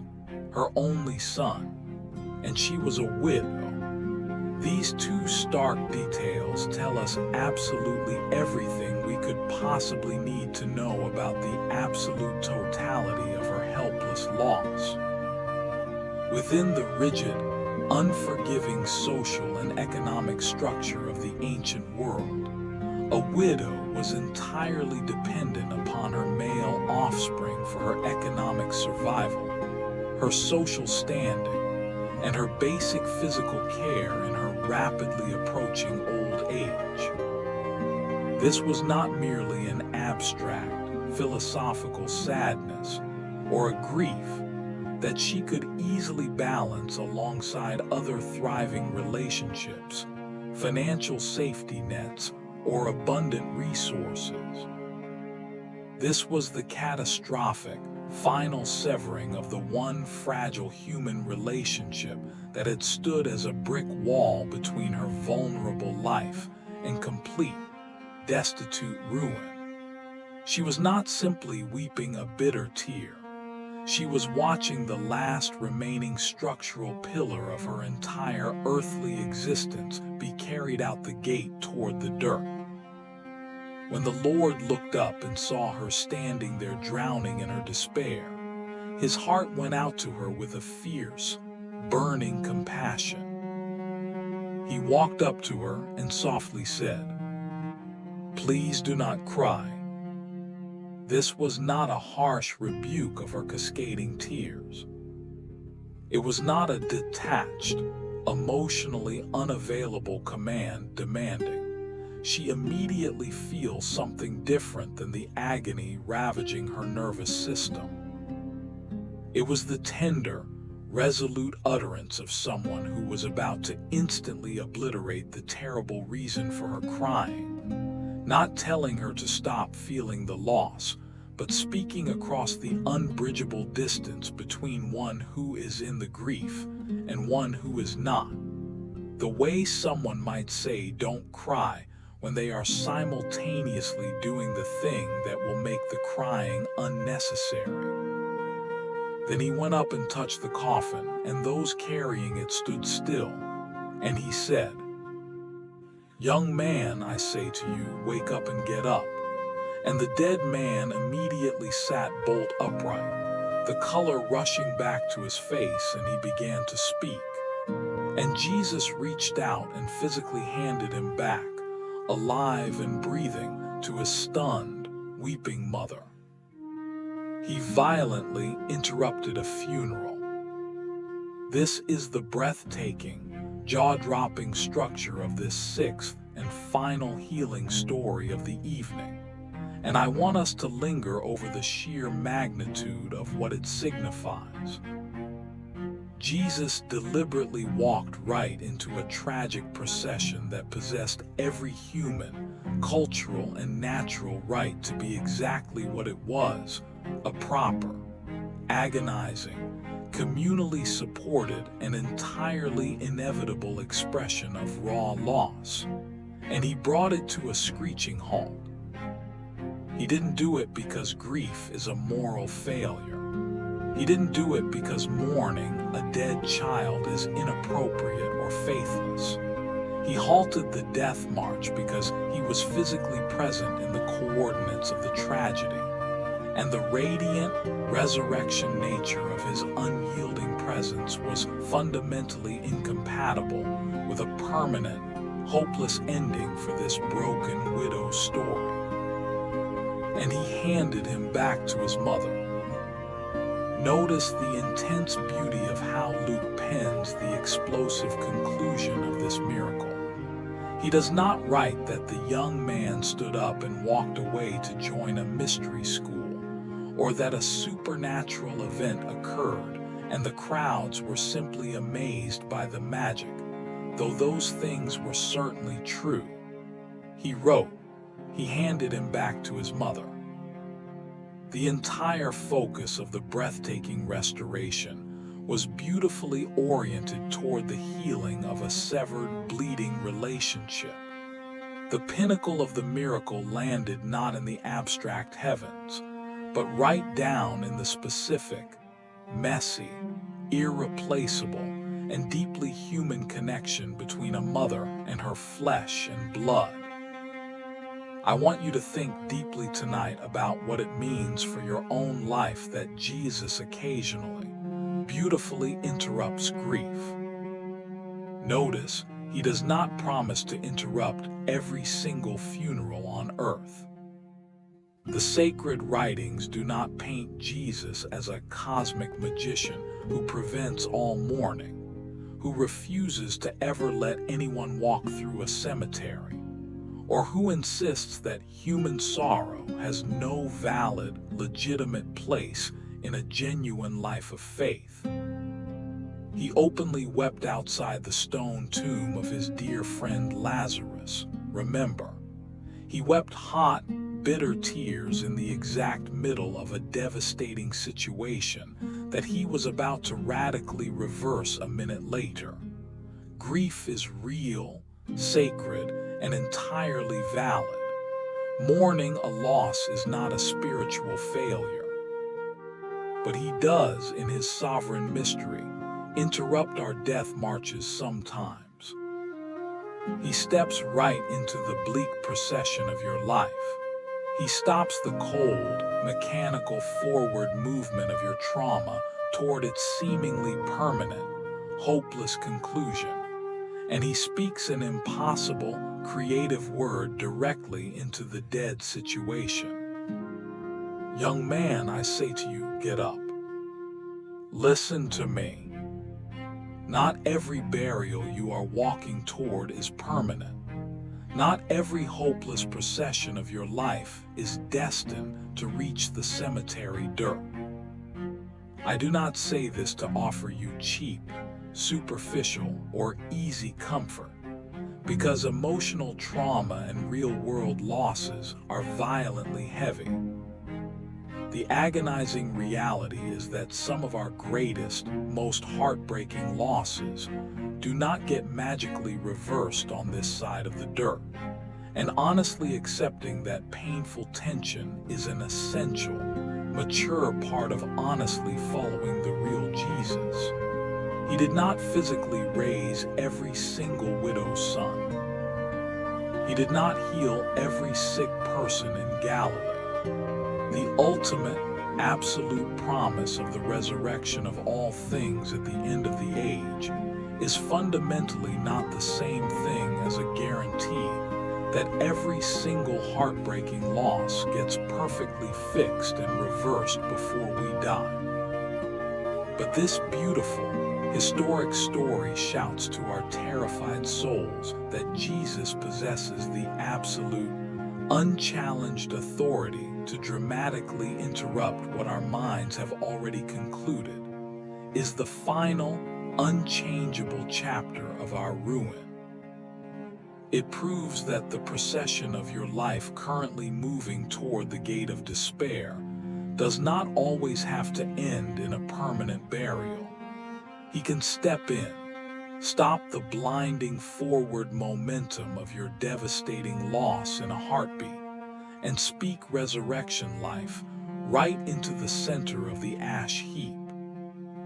Furthermore, even in the midst of those crushing, devastating losses that are not visibly reversed in the dramatic way this widow's tragedy was, even when walking through a dark grief that he does not instantly lift or take away, there is an incredibly profound, quiet ministry that Jesus performs which desperately deserves to be named and worshipped. He personally steps right down into the middle of your dark ditch. He does not comfortably, coldly watch the trajectory of your funerals and your weeping from a safe, sanitary, divine distance. He wades into the mud. He is intimately, fiercely present with you. The text points out that his heart went out in a wave of agony toward the weeping widow, even before he performed a single miracle or spoke a single word of rescue. The profound, unshakable comfort of the scriptures regarding the ultimate resurrection, the absolute promise of eventually seeing the unveiled face of God, of finally being held forever in the arms of the one who holds the keys to death and the grave. These are the eternal, unlosable gifts he pours directly into the raw grief that he chooses not to immediately lift. His warm, blazing presence in the freezing center of your trauma is, in and of itself, a breathtaking miracle, even when the specific external rescue does not pan out the exact way your anxious heart demanded it should. Tonight, if you are carrying a heavy situation that feels horrifyingly like a slow, crushing funeral procession, marching forward step by step, right out the stone gate toward a permanent burial of a relationship, a career, a dream, or a beautiful hope you sacrificed everything for, let your spirit become vividly aware that the healer is actively walking right up to the gate of your city. Know that his divine heart is breaking with fierce, compassionate love for you as he sees you shivering in your black mourning clothes. Know that he fiercely reserves the absolute right to step out of the crowd and halt the death marches that he has not yet stamped finished in his ledger. And right now, let your soul sink into the simple, enormous, and life-saving fact that he is intimately present with you in this room. He is not a detached spectator watching from the balcony of heaven. He is walking the road to Nain. He sees you weeping over your dead dream. His heart is deeply moved for you before you even manage to squeak out a broken prayer. He spoke the word, and it was done. He gently reached over, picked up the broken pieces, and handed your life back to you, fully intended for joy. Let your whole physical being become completely, wonderfully heavy and still right now, the exact same way that ancient funeral processions slammed on the brakes and stood frozen when the healer reached out and touched the wood. It is not a paralyzed, fearful, or rigid stillness. It is the deep, profound, and peaceful stillness of a chaotic moment, beautifully suspended by the overwhelming, unshakable presence of something infinitely greater than the bitter momentum of your trials. He is right here, in the four corners of your room, in the quiet of this midnight hour, actively stepping directly into whatever bleak procession has been haunting your peace. His burning heart is completely moved for you right now. Drop the bag, take a deep breath, rest. And as the quiet of the night deepens, the remaining 12 of the 18 breathtaking, miraculous restorations quietly unfold in the unseen realms, each echoing the exact same unhurried, creative authority to rewrite the unchangeable. Reflective application. Let me bring all 18 of these brilliant, historic stories of rescue incredibly close to wherever you are laying your head tonight. Let them soak into your nervous system. 18 distinct, undeniable healings. 18 vastly different kinds of physical and psychological suffering. 18 distinct, beautiful moments in human history where the living Jesus simply spoke a word, and something that had seemed permanently fixed, fatal, and final instantly shape-shifted into a radiant new reality. The 10 lepers cried out for mercy from a mandated distance of isolation, received a seemingly illogical instruction to march toward the clergy, and discovered that their long-awaited healing violently broke through in the very act of going, not while standing still. And one of them unlocked an entirely deeper dimension of flawless wholeness by turning his back on his bright new future just long enough to drop face down in the dirt and worship the giver.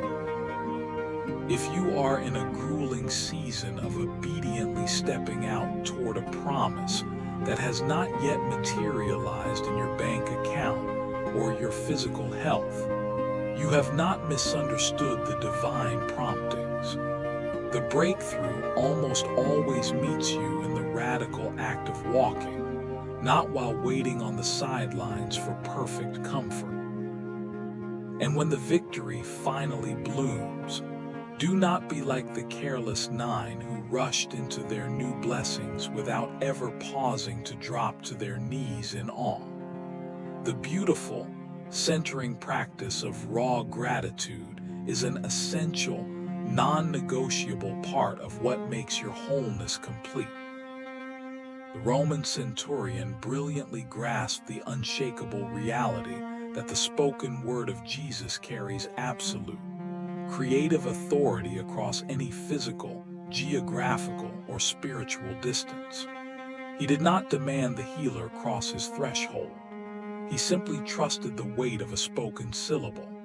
If the terrifying chasm between where your chaotic life is right now and where a silent God feels like he dwells seems impossibly vast tonight, remember that his divine word travels instantly through the dark. It does not require your fragile, emotional sense of warm proximity to perfectly land and execute its holy mission at the bullseye of your need. No matter how insurmountable or dark your geographical or emotional distance feels tonight, it is absolutely not a limitation on the power of his spoken mandate. The paralyzed man at the pool of Bethesda was entirely crippled for 38 heartbreaking years, so institutionalized by his relentless trauma that when invited to articulate his deepest dream of walking, he could only offer a bitter, defensive litany of his failures and why the universe was rigged against him. And Jesus radically healed him anyway, completely independent of a pristine, textbook, emotional display of faith. If your deepest, most desperate desires for your life have become hopelessly knotted and confused with a lifetime of bitter disappointment, trauma, and exhaustion, bring the knot to him. He is absolutely never deterred, put off, or confused by your messy, defensive, and complicated answers. He sees the heavy tally of the years you've been bleeding out on your mat. He gently asks you the honest question of your worth, and he speaks resurrection life straight into your fractured, broken record complaints. The bent-over woman was completely folded toward the dirt, unable to look the world in the eye for 18 miserable years, and she was granted immediate, radical, and unearned liberation simply by being noticed in a crowd, called out front and center, and spoken into freedom. She was publicly crowned a beloved daughter of Abraham, deemed radically worthy of a miraculous exit, entirely outside of how long her prison had lasted or the rigid rules of the cynical people watching the clock. If an invisible, oppressive weight has been spiritually and emotionally bending your posture double toward the dust, if simply looking up with a shred of hope has felt emotionally inaccessible, exhausting, or physically impossible lately, he is actively speaking the exact same explosive word over your soul tonight. You are completely set free. Take it not as a heavy demand that you immediately slap on a fake smile and feel cheerful.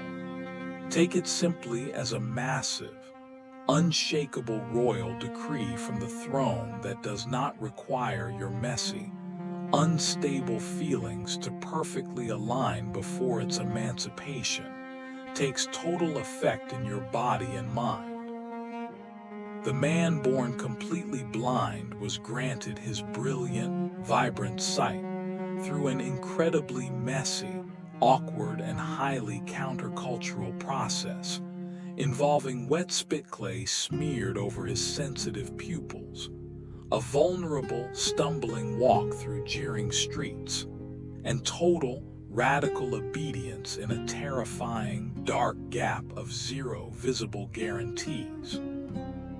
He ended that dramatic day kicked out of the religious clubs of his city, yet possessing a blazing, unshakable, and unarguable intimacy with the creator of the cosmos that the highly credentialed clergy had completely forfeited. If your personal healing, psychological breakthrough, or path to wholeness feels painfully, confusingly like a long, slow process rather than a cinematic, 1-second lightning flash, understand that the grueling, exhausting process is absolutely not a spiritual defect. The wet clay caked over your eyes, the stumbling walk through the dark alleys, and the cold, confusing waters of the pool are not concrete signs that your miracle is somehow aborted or uncertain. They are simply the raw, holy, and necessary form this very specific, deeply profound masterpiece of your wholeness is taking. Stay courageously in the process. Keep showing up to the pool. Answer the cynical, aggressive interrogations of the critics and your own anxious mind as simply and honestly as you possibly can. I don't understand it all. I used to be completely blind and broken. But one thing I know for absolute certain, I am slowly waking up and beginning to see. The weeping widow of Nain, marching blindly toward the absolute, permanent burial of her only source of earthly security and future survival, had her bleak, hopeless death march dramatically halted in its tracks by a wandering stranger whose burning heart went out to her long before she ever managed to articulate a desperate cry for help.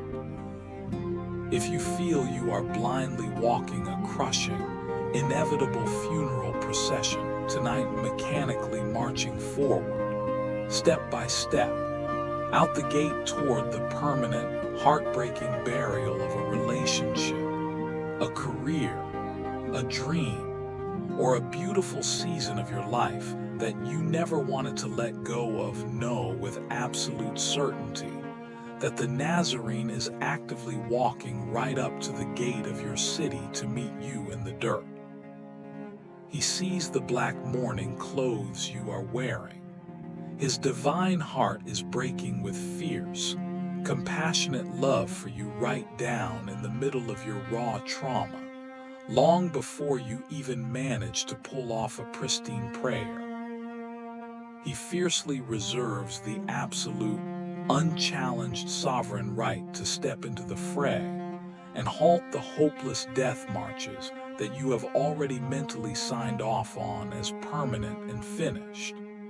And resting silently in the beautiful, unseen realization of the remaining 12 breathtaking restorations perfectly executing their rescue in the quiet midnight dark. These are his brilliant, life-giving words, gathered from 18 unique, unrepeatable moments in human history, when a single syllable from the Savior was more than enough to completely shatter the impossible. Go your way. The deep healing dynamically meets you in the radical act of walking. Just say a single, quiet word from right where you stand, and it will be instantly executed. Do you deeply want to get well and step out of this tragedy. Get up off your mat, pick up your heavy burden with your own hands, and walk boldly into the sun. Woman, you are completely, forever set free from the prison of your debilitating infirmity. Go navigate the dark, wash the clay from your eyes, and come home seeing the light. Please do not cry anymore. Young man, I say to you, wake up and get up out of the dirt. These creative, resurrection words are actively vibrating in the very air of the room you are sitting or lying in right now. They do not expire. They do not have an expiration date. They absolutely do not require you to somehow manufacture a pristine, hyper-emotional state of flawless, sweat-inducing faith to earn their deployment. They simply are the living, unalterable mandate of the living Jesus, actively spoken directly into every single dark, fractured, and impossible situation your life is currently navigating. He spoke the word, and it was done. Short prayer of surrender. Let's breathe out, bow our heads, and pray together, incredibly quietly, as the midnight hour deepens into a holy sanctuary. Lord, you are the eternal Word through whom the vast, beautiful cosmos and every single atom within us was originally spoken into being. You simply whispered, and the empty void violently erupted into life, light, and purpose. You spoke, and lepers were instantly cleansed of their living death. Paralyzed servants were completely restored from thousands of miles away. 38 years of hopeless waiting vanished in a single heartbeat. Permanently hunched spines straightened up to the sun. Sightless eyes blasted open to see the light. And dead sons were physically pulled from their coffins and handed back to weeping, broken-hearted mothers. You are the exact same unchanging, wildly creative Savior tonight. We humbly come, laying all 18 of these profound encounters over our own fractured hearts, and we bring you whatever heavy, jagged mess we are desperately trying to carry in our own strength right now. The quiet, golden threads of gratitude we completely forgot to stop and name over the last year. The terrifying, icy distance that feels like it has opened up between our desperate foxhole and your throne. The tangled, defensive, and exhausted answers we give to your purest invitations. The invisible ropes and weights that have been slowly bending our posture completely double toward the dirt. The slow, confusing, and tiring healings that feel like they are taking forever in a muddy process we don't understand. And the bleak, hopeless funeral processions we are currently marching in that we never asked to be a part of. Speak your bright, emancipating words straight into the absolute center of all of it. Do not speak it because we have perfectly managed our emotional state, or because we have somehow scrubbed our minds clean of doubt and believed with enough sweaty intensity. Speak it purely out of the unmerited, blazing reservoir of your wild grace. The exact same wild grace that unapologetically waded into the muck of spit clay, poolsides, funeral gates, and courtrooms, rescuing shattered humans who had absolutely done nothing to earn or deserve a beautiful exit. Let your living word do in the deepest, most hidden chambers of our souls exactly what your brilliant word has always done throughout the corridors of time. shatter chains, restore sight, raise the dead, and bring order to the chaos. Let tonight be a place of deep, profound, and utterly restorative rest. The kind of holy midnight sleep that does its brilliant, invisible, and miraculous repair work quietly in the pitch dark. A rest that meticulously repairs what needs repairing in our nervous systems. Gently releasing what desperately needs releasing in our troubled minds. And beautifully restores what has been bruised, worn down, and battered by the bruising demands of this world. And when the golden light of a brand new morning inevitably breaks through our windows, let us wake up with our chins held high, able to look in the mirror, look the enemy in the eye, and say, in whatever brave measure is true for our fragile human hearts. I used to be completely blind and stumbling in the dark, but now, by your grace, I can see the dawn.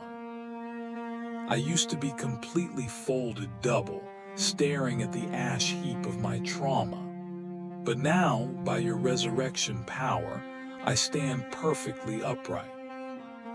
I used to be completely paralyzed on a damp mat, waiting for a human savior that never showed up. But now, at your command, I pick up my heavy past and I walk into a beautiful new reality. We anchor our tired, grateful souls entirely in your matchless name.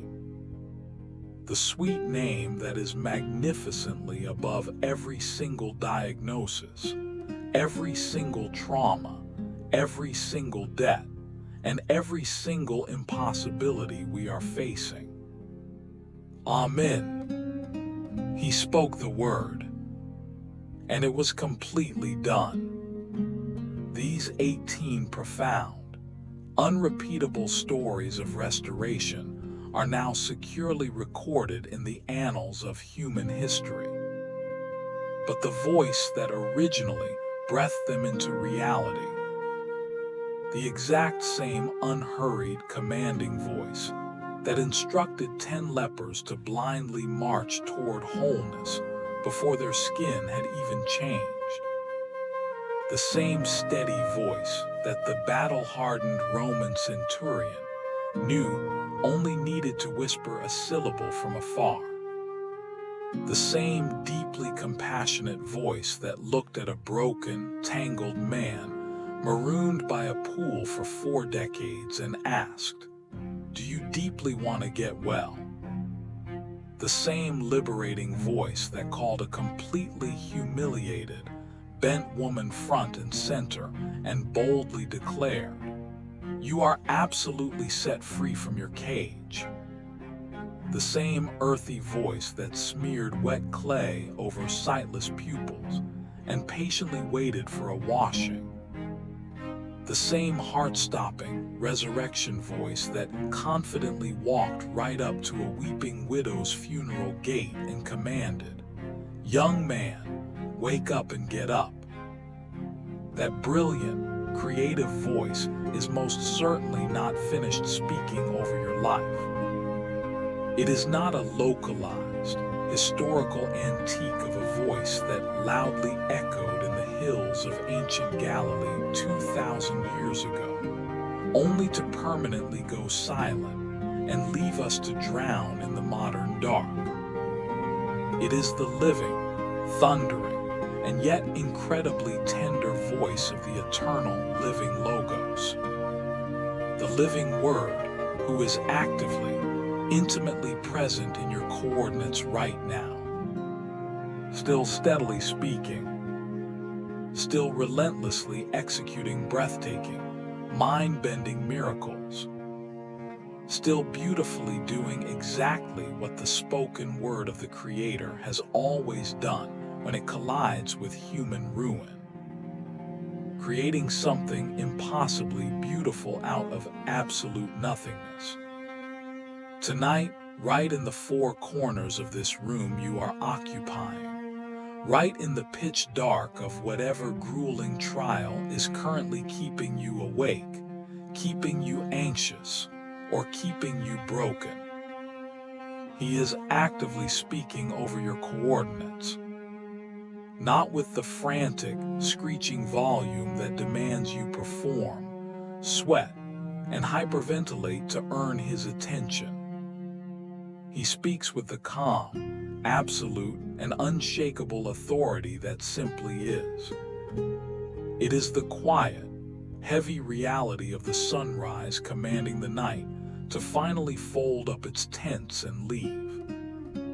Let the 10 lepers rest quietly tonight, wrapped in the profound dawn of the vibrant, brand new life they have just been beautifully restored to. Perhaps one of them, our beloved prostrate foreigner, having already dropped his head to the dirt in a holy frenzy of gratitude, initiating the deeper, unshakable wholeness that profound thankfulness permanently unlocks in a human spirit. Let the Roman centurion's paralyzed servant rest securely tonight, sleeping peacefully in the quiet, safe room of his master's estate, a room where he had been writhing in terrible agony just hours prior. Not fully comprehending the complex mechanics of what just happened, or entirely able to account for the exact second, the terminal pain suddenly vanished into thin air, simply floating in the deep, quiet awareness that his life was radically given a second chance at a specific, unforgettable hour. Let the formerly paralyzed man from the pool of Bethesda rest deeply tonight, his 38-year nightmare of bitter exclusion, rejection, and immobility officially closed. His heavy mat now casually carried home and tossed in the corner under his own arm. Comfortably laying in the soft bed that he had likely not been able to independently reach or climb into under his own power for longer than his mind can clearly calculate or remember. Let the formerly bent, crippled woman rest wonderfully tonight, finally able to lay her beautiful head down on the pillow in a normal, dignified posture of sweet rest, rather than the defensive posture of physical and emotional burden she has been forced to maintain for nearly 2 decades. Her spine perfectly released, aligned, and emancipated from the dark, invisible ropes that had been cruelly folding her double toward the gutter. Let the man born completely blind rest safely tonight, his fully restored eyes gently closed in ordinary sleep rather than the darkness he was born into, knowing if he closes and opens his eyes in the night, that the light will still be there when he opens them.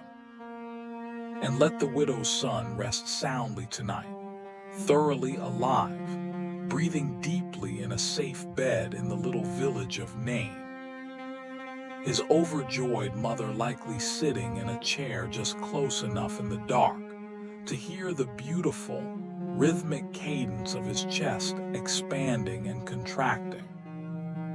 Both of them still processing the dizzying reality that their tragic story was dramatically uninvited from ending where it looked like it was destined to permanently end.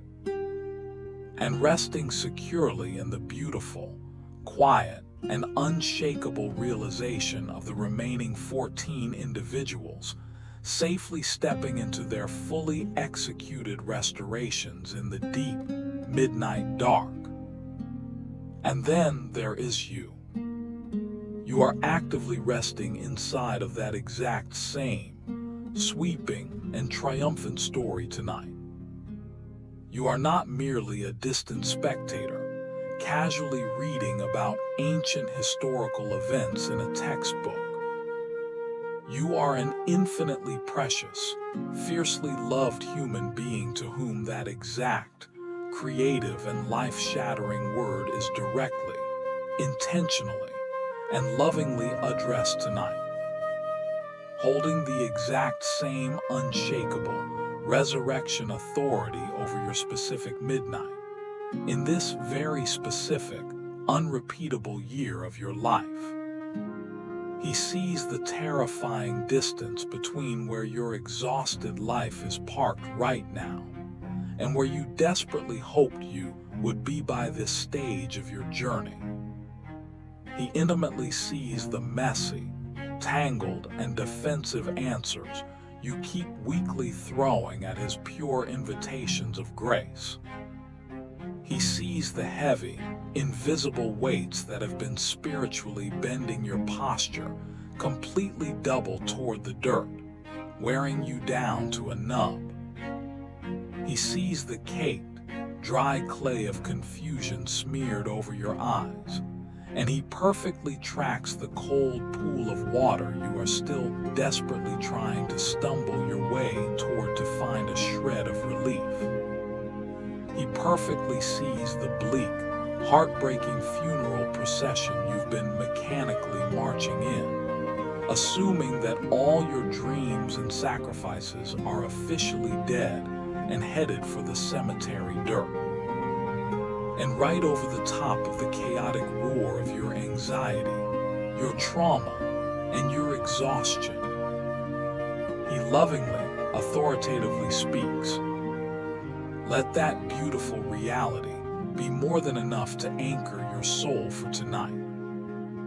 You do not need to figure out how to perfectly resolve your complex circumstances before the morning sun.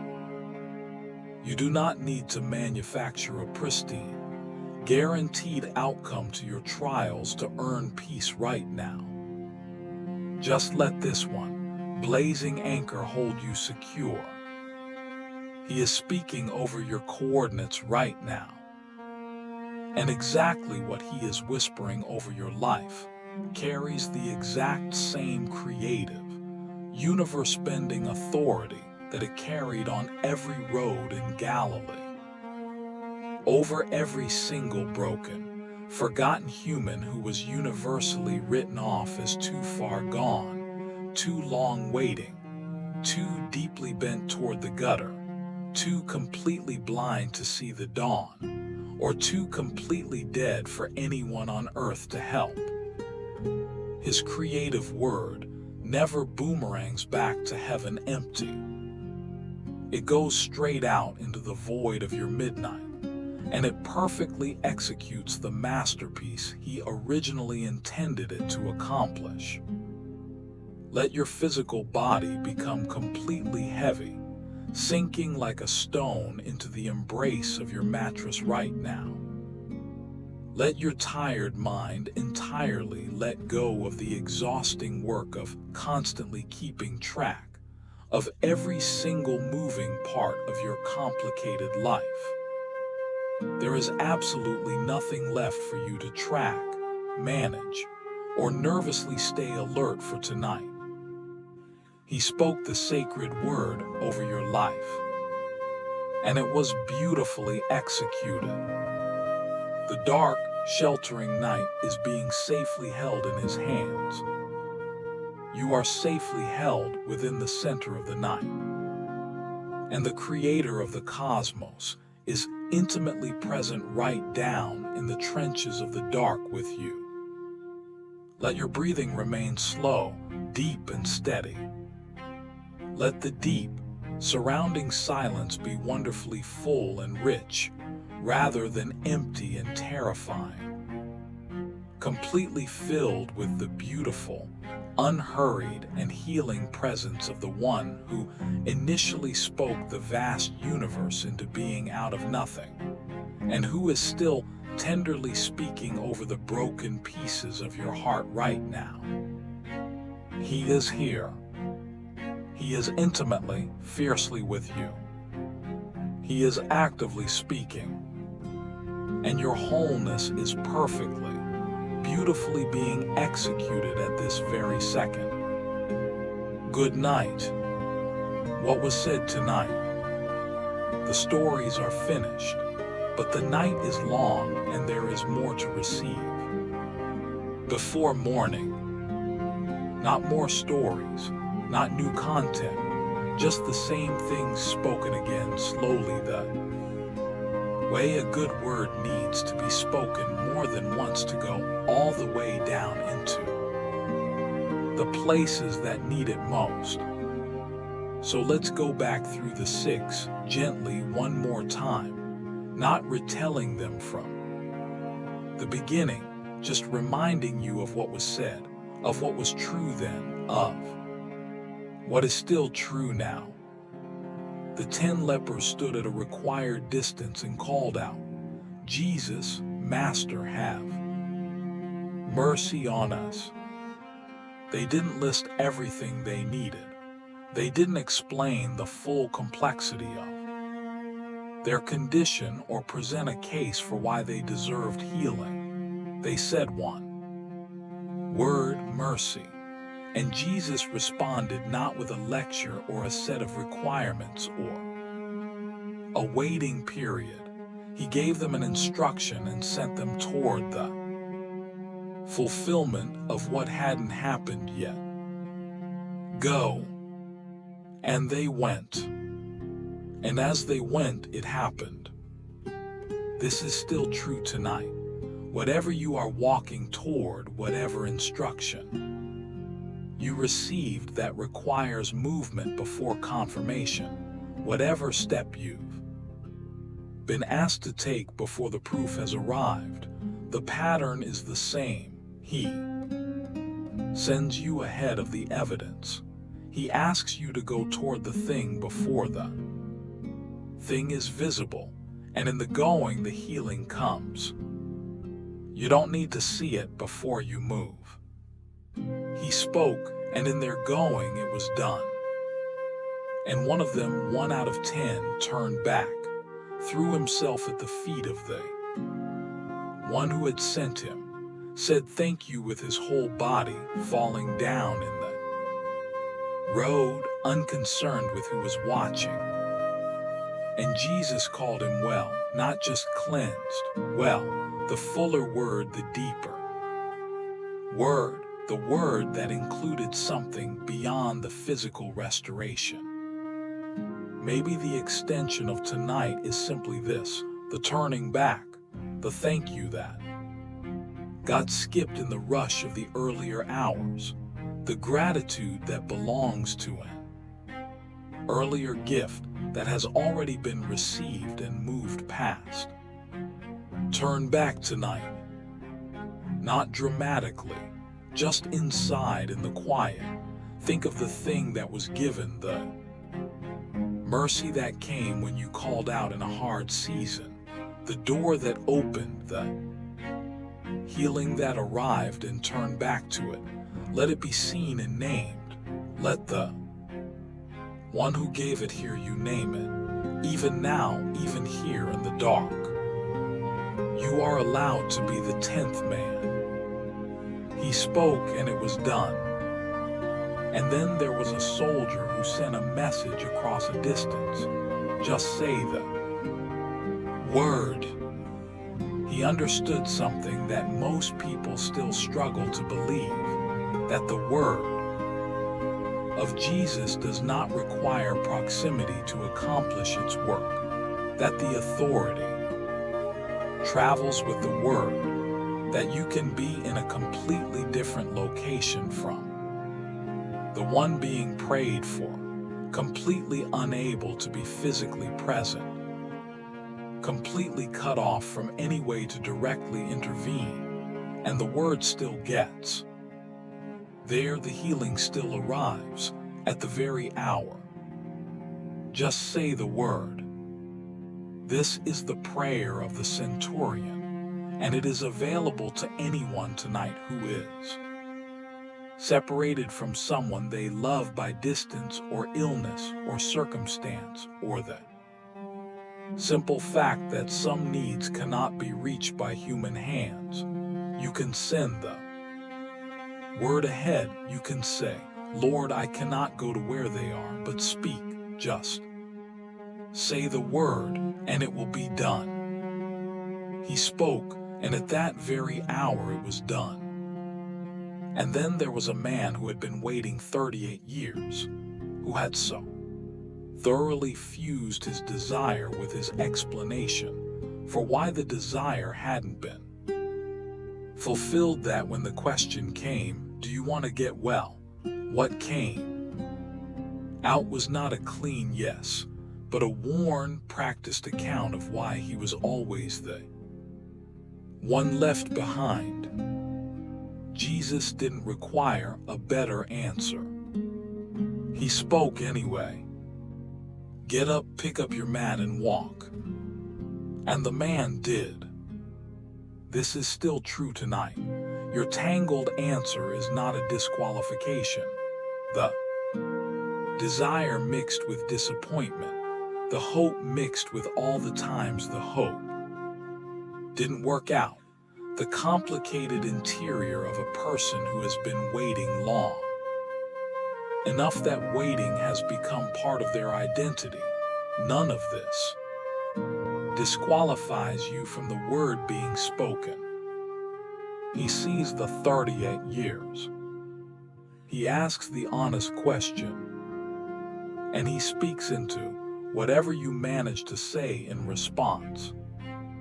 He spoke, and it was done. And there was a woman who never said anything at all, who was simply present in the same space where he was teaching, bent toward the ground, unable to straighten, making no request, issuing no cry, just there. And he saw her, and he called her forward, and he spoke over her before she could ask for anything, before anyone around her had even noticed she needed something. You are set free. If there is something in you tonight that has not been spoken, a need so buried, or so old, or so tangled with shame that you have stopped presenting it even to yourself, let alone to God, know that He sees it without you naming it. He sees the posture. He sees what the years have done to the way you hold yourself, and He has already called you forward. He is already speaking over you. You are set free. Not you will be eventually when you've sorted yourself out. You are present tense. The declaration has been made. The binding has been addressed. What He speaks takes effect in the speaking, not after you've verified that it's working. He spoke, and it was done.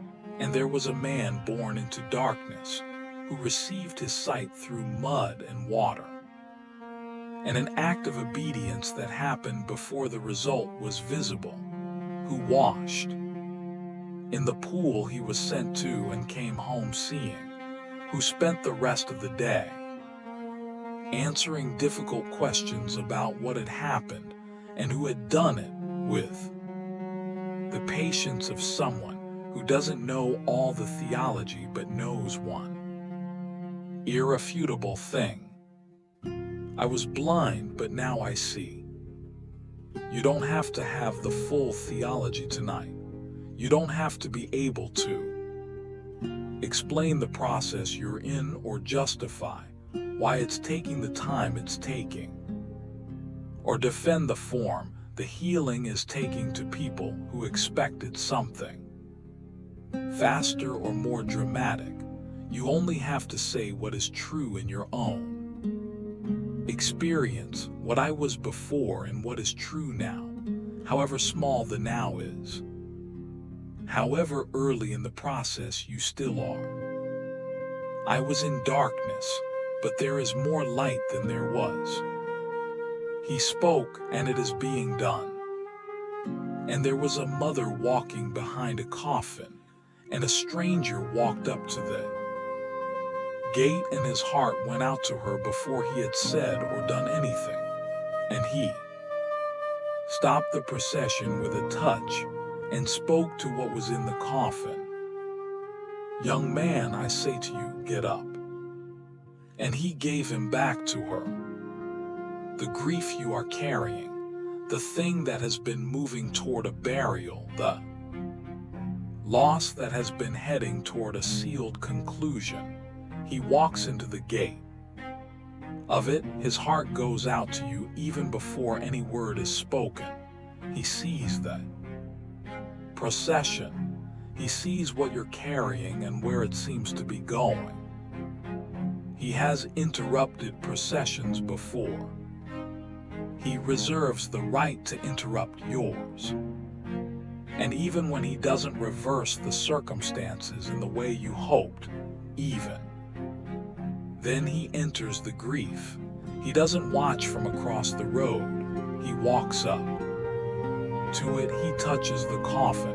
He is present in it with you. And that presence changes something, even when the miracle doesn't come the form you asked for. He is present in your grief tonight.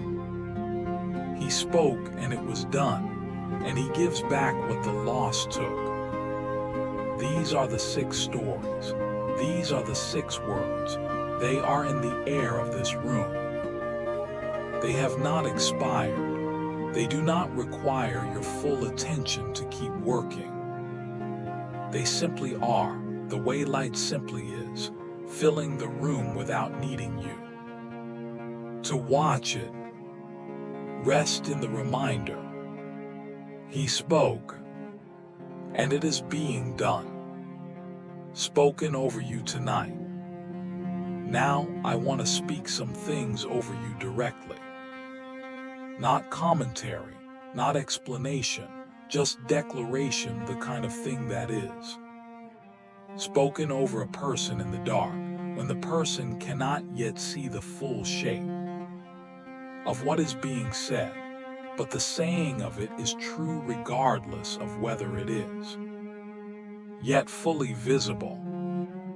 These declarations are drawn from the stories you heard tonight and from the scriptures that surround them. Receive them the way the bent woman received what Jesus spoke over her, not by analyzing them or verifying them first, just by being in the room while they are said. You are not too far from him. His word crosses whatever distance separates you from where you feel he is. The centurion's servant was miles from where Jesus stood when the healing arrived. You are not farther than that. The word travels. It arrives at the very hour. You are not too late. 38 years of waiting did not put the man at Bethesda beyond the reach of healing. The morning Jesus walked through that pool was still the right morning. However long your situation has been going on, the morning he walks through it will still be the right morning. Nothing has waited too long for the word to reach it. Your posture does not disqualify you. The bent woman was called forward from a bent posture. She didn't have to straighten herself before he spoke. He called her forward as she was. He speaks over you as you are. The exhaustion, the heaviness, the way the years have made you hold yourself. None of it puts you outside the range of what he can do. Your complicated answer is welcome. He didn't need a clean yes from the man at the pool. He received the tangled, explanation-wrapped response of a person who had been disappointed many times and still spoke into it. Your complicated relationship with hope, your mixed feelings about whether healing is even possible for you at this point, your desire wrapped in all the reasons it might not work, all of it is welcome. Bring the whole complicated thing. He speaks into the middle of it. You are set free. This is not a future promise only. It is a present declaration spoken by the same authority that spoke it over the woman who had been bent for 18 years. The binding that has held you, whatever form it has taken, however long it has been active, however physical or spiritual or emotional its expression, the authority over that binding has already been addressed. You are set free. The declaration has been made. It takes effect in the speaking. You are called forward. Not after you've fixed yourself.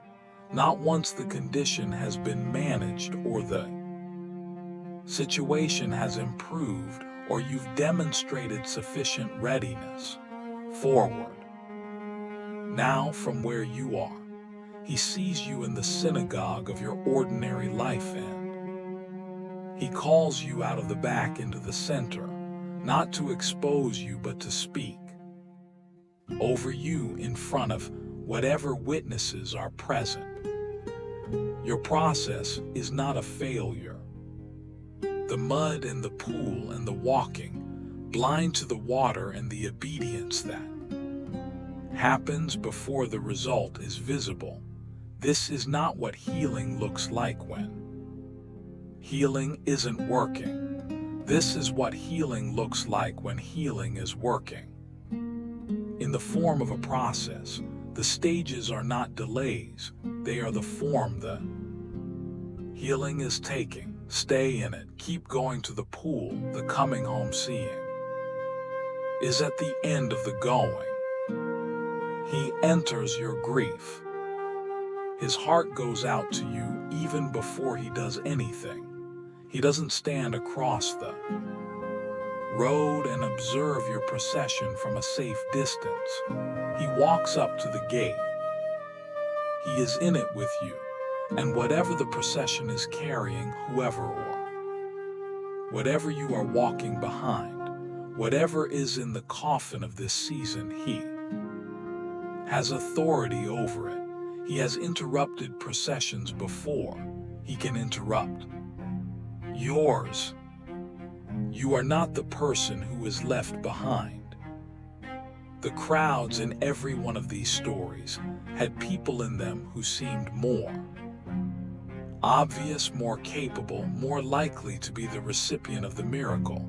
And in story after story, the one Jesus stopped for was the one on the margins, the one's calling from a distance, the one no one could get to the front, the one who couldn't ask, the one the crowd tried to silence, the one overlooked by the synagogue leaders, the one lying by the pool while everyone else seemed to get there first. You are seen, you are found, you are not the one who gets left behind. He spoke over you tonight, and it is being done. Let these declarations rest in you, the way good words rest in a person who has needed to hear them, not analyzed or debated or measured against your feelings. Just received, the way a seed receives soil, the way a cold room receives warmth, the way a tired body receives rest. He spoke, and it is being done. Let's pray again. Not a new prayer with new requests, the same prayer returned to the same heart. In the same dark, still reaching toward the same God. This is what prayer in the night looks like. Not a single formal presentation followed by waiting, but a returning, a coming back to the same room with the same need, a little deeper into the night, a little softer in the asking, a little more willing to simply receive rather than manage what is received. Lord, you are the Word, not just the one who speaks words, but the Word himself, the one through whom every created thing was called into being. You spoke and there was.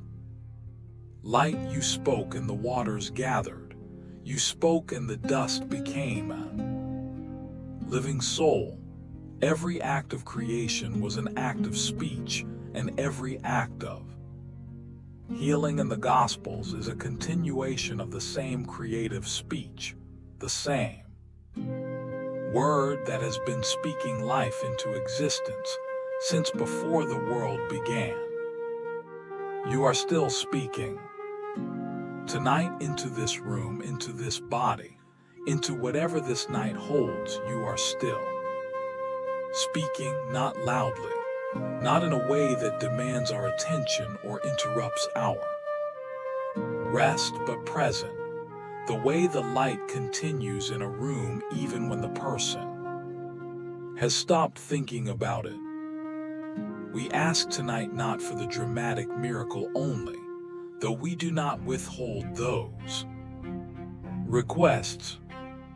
We ask for the mercy the 10 lepers asked for, the open-ended, comprehensive, whatever you determine as right mercy, that trusts you to know what we need better than we can articulate it. Have mercy. That is the whole prayer. Have mercy, Lord, in whatever form mercy takes tonight, in what is healed, in what is eased, in what is released, in what is given back, in what is simply held by you and we cannot hold it ourselves. Have mercy.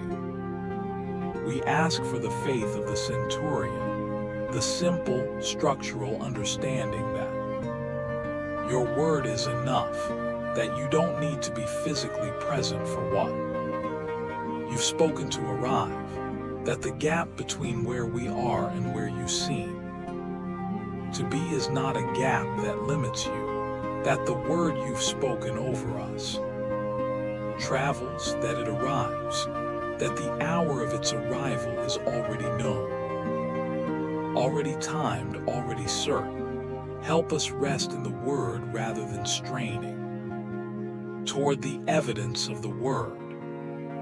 We ask for the grace that was given to the man at the pool, the grace that heals, without requiring a clean answer to the question of whether we want it.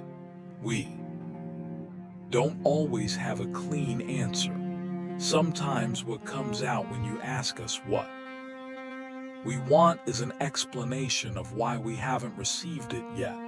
Hear what is underneath the explanation. Hear the yes that the 38 years has made hard to say cleanly, and speak into it anyway, the way you spoke into his tangled response without waiting for him to sort it out first. We ask for what was spoken over the bent woman, not improved, not managed, free. We ask for release from what has been holding us toward the ground, from what has made looking up feel hard or far or impossible. Speak over us the same declaration you spoke over her. You are set free. Let it land the way it landed. On her immediately, completely, not requiring any preliminary verification on our part. You speak it, we receive it, it is done. We ask for patience in the process of the man born blind, for the willingness to go to the pool with mud on our eyes before we can confirm the mud is going to work, for the obedience that precedes the result, for the going that happens before the coming home seeing, and for the courage when the hard questions come from the people around us to answer simply and honestly. I don't know everything about how this works, but I know what I couldn't see before, and I know what I can see now. And we ask for what you gave the widow at the gate of Nain, Not necessarily the same miracle in the same form, but the same presence, the same heart that goes out to her before the word is spoken, the same willingness to walk into our grief rather than watch it from a safe distance. Enter our processions, Lord. Not just the ones you intend to interrupt, but all of them. Walk into the grief that you do not immediately reverse. Be in it with us. Let your presence in it be felt, even when the miracle doesn't come the way we hoped, even when the procession continues to the burial. Let us know you are walking alongside us the whole way. And for the specific things we cannot say in words tonight, the needs too complicated or too private or too exhausted to form into sentences, the desires that have gotten so tangled with disappointment that they barely know their own shape anymore, the prayers that stopped being prayed because it hurt too much to keep hoping. Receive those too. You know what they are. You knew before we came to this night. Speak into them even in their silence, even in their shapelessness. He spoke, and it was done. May that be true of this night. May what is needed be given. May what is bound be released. May what is bent be straightened. May what is blind begin to see. May what has been grieved be given back, in whatever form the giving takes.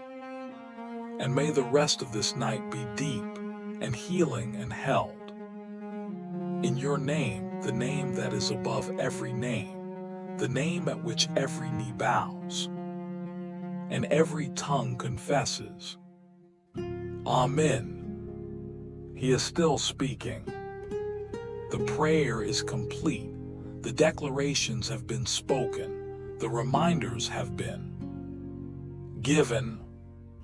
What remains is simply this: the rest of the night, the hours between here and morning, the slow, unhurried passage of dark into gray into the first suggestion of light on the horizon, the time that belongs to no one, not to work or obligation, or the management of circumstances, or the carrying of things, the time that belongs entirely to rest, and to the word still working.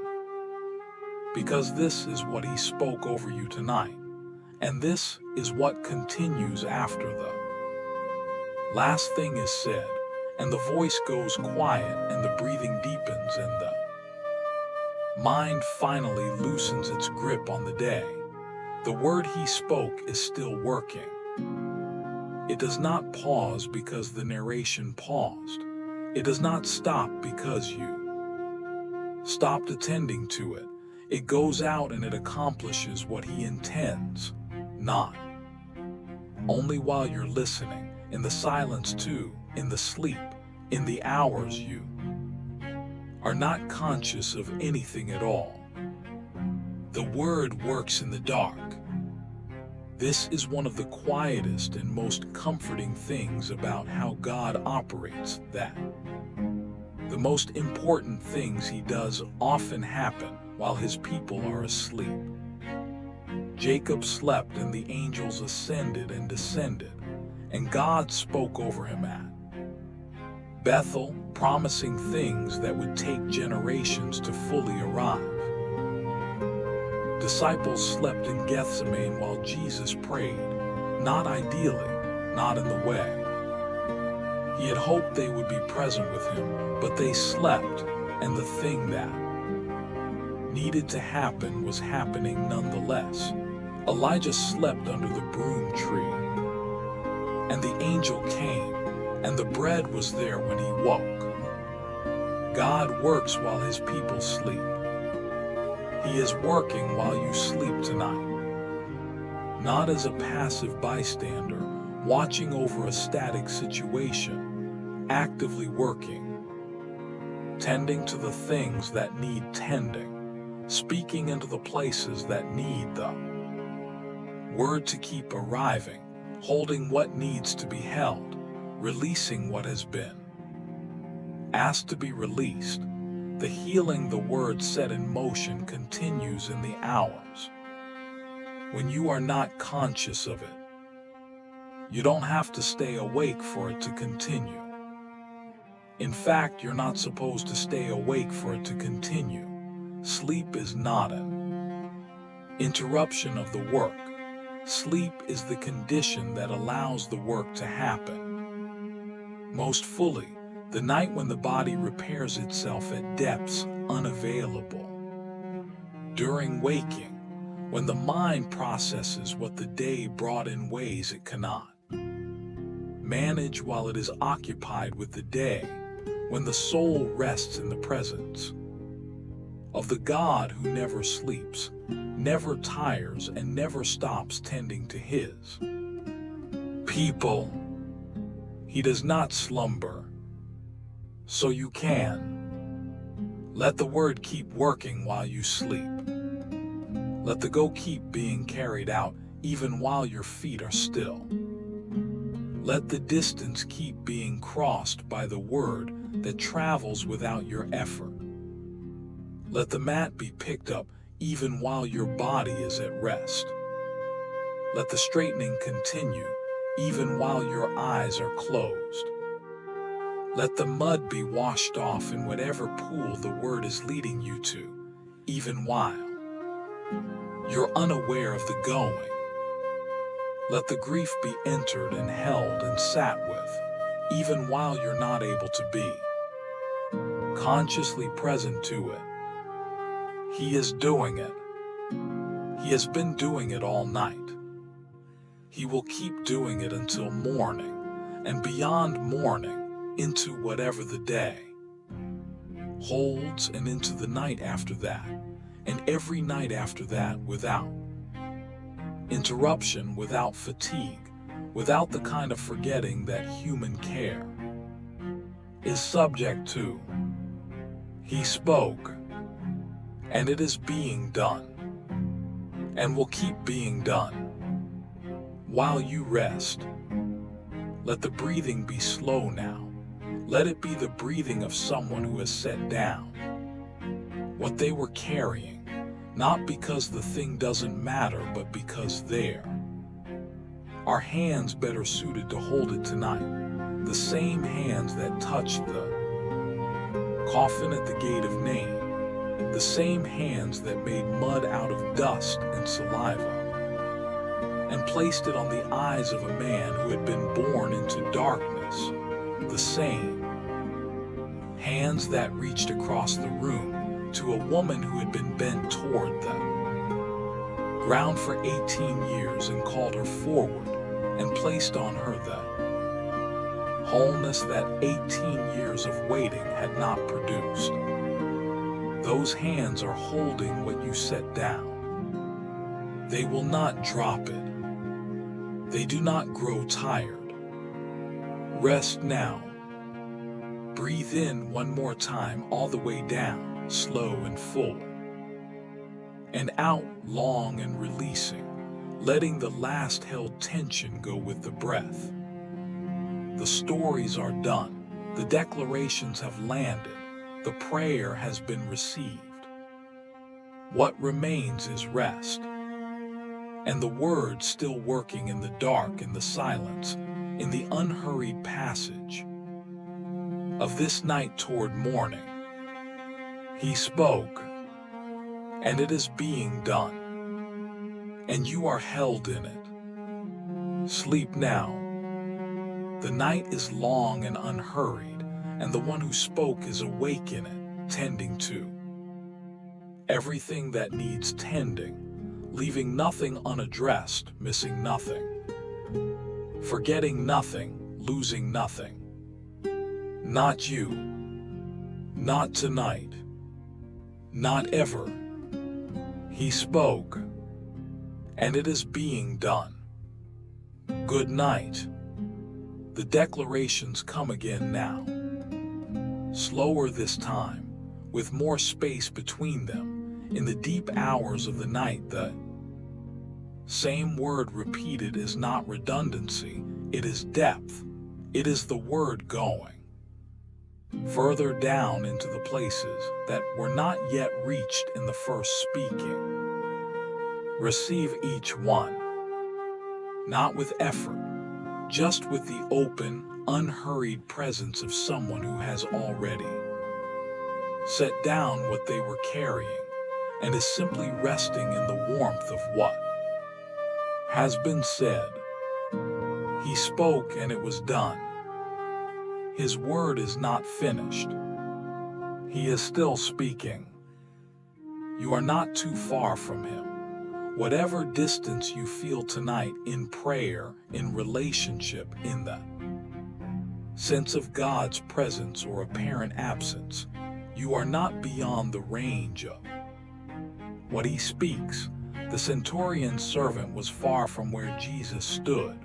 The healing arrived at the very hour. You are not farther than that. Distance is not a factor for the word of Jesus. It travels where it is sent. It arrives where he intends it to arrive. You are not too far. He spoke and it was done. You are not too late. Whatever the years have taken, whatever the accumulated losses of this season represent, whatever opportunity feels closed or window feels shut, the same word that reached a man after 38 years of waiting can reach you. The same word that interrupted a funeral procession already on its way to the burial can interrupt yours. Not too late. The word is not subject to human time limits. It arrives when he sends it, and he is not governed by the urgency that makes us feel that certain moments have passed beyond recovery. You are not too late. He spoke and it was done. Your posture does not disqualify you. The woman bent toward the ground for 18 years was called forward from her bent posture. She did not need to straighten herself before he addressed her. She was called forward exactly as she was, bent, tired perhaps, barely aware that anyone had noticed her in the back of the synagogue, and the word was spoken over her in that exact condition, not after she had corrected herself, not after she had composed herself, in the middle of the thing she had been living with for 18 years. Come as you are. Your posture does not disqualify you. He spoke and it was done. Your complicated answer is welcome. You don't need to have your feelings sorted before you bring them. You don't need to arrive at the right emotional posture before the word is able to reach you. The man at Bethesda gave a tangled, complicated, almost evasive response to the question of whether he wanted to be healed, and the word was spoken into that tangled response without requiring it to be cleaned up first. Whatever mixed thing lives inside you tonight, the hope and the disappointment, the faith and the doubt, the desire and the explanation for why the desire hasn't been fulfilled, bring all of it. He speaks into the middle of it. Your complicated answer is welcome. He spoke and it was done. You are set free, not you will be once the conditions are right. You are present tense. The declaration has already been made. The same authority that said you are set free to the woman who had been bound for 18 years is the authority that speaks over whatever has been holding you. The binding has been addressed. The declaration has been spoken. It is doing its work even now, even in the night, even in the hours when you cannot see the evidence of it. You are set free. Receive it. You are set free. He spoke and it was done. You are called forward, not asked to work your way to the front, called from exactly where you are, from the back of the room, from the margins of the crowd, from the edge of the road, from the place by the pool where you've been lying longer than seems reasonable. He calls you forward, not to inspect you or require an account of yourself, but to speak over you directly, in a voice that reaches across whatever distance has accumulated between you and the sound of his word. You are called forward. He spoke and it was done. Your process is not failure. Whatever the stages are, whatever the mud and pool look like in your specific situation, whatever the going before the seeing represents in the particular form your healing is taking, none of it is evidence that the healing isn't happening. It is evidence of the form the healing is happening in. Processes are not failed instants. They are the chosen route of a particular kind of healing. Stay in it, keep going. The coming home seeing is at the end of the going, and you are closer to it tonight than you were when the going began. Your process is not failure. He spoke and it is being done. He enters your grief. He does not observe it from across the road or offer commentary from a safe distance. He walks up to the gate. His heart goes out to you before he does anything, before he says anything, before the miracle arrives or doesn't arrive. The entering is itself the gift, even when the interruption doesn't come in the form you hoped for. He is in it with you. The grief that is felt lonely, the procession that has felt like it's being walked without adequate company, he is walking it with you. His presence in the grief changes the grief, even when the circumstances don't change. He enters your grief. He spoke and it was done. You are not the one who gets left behind, the person who seems like the least likely recipient, the one at the margins, the one with the most complicated case, the one the crowd kept trying to silence, the one the religious leaders didn't notice until Jesus pointed her out, the one who hadn't been able to get to the water in 38 years of trying. That is the person Jesus stops for, calls forward, speaks over, heals. You are seen. You are not left behind. He spoke and it was done. Now let these declarations rest. Don't hold them up to the light and examine them. Don't test them against your feelings or your circumstances or your assessment of how likely they are to be true in your specific case. Just let them rest in you the way seeds rest in the ground, not working, not performing, just present in the soil, doing what seeds do in the dark. He spoke, and it is being done. Until morning comes, there is nothing left to say that hasn't already been said. The 6 stories have been told. The reminder has come. The declarations have been spoken twice.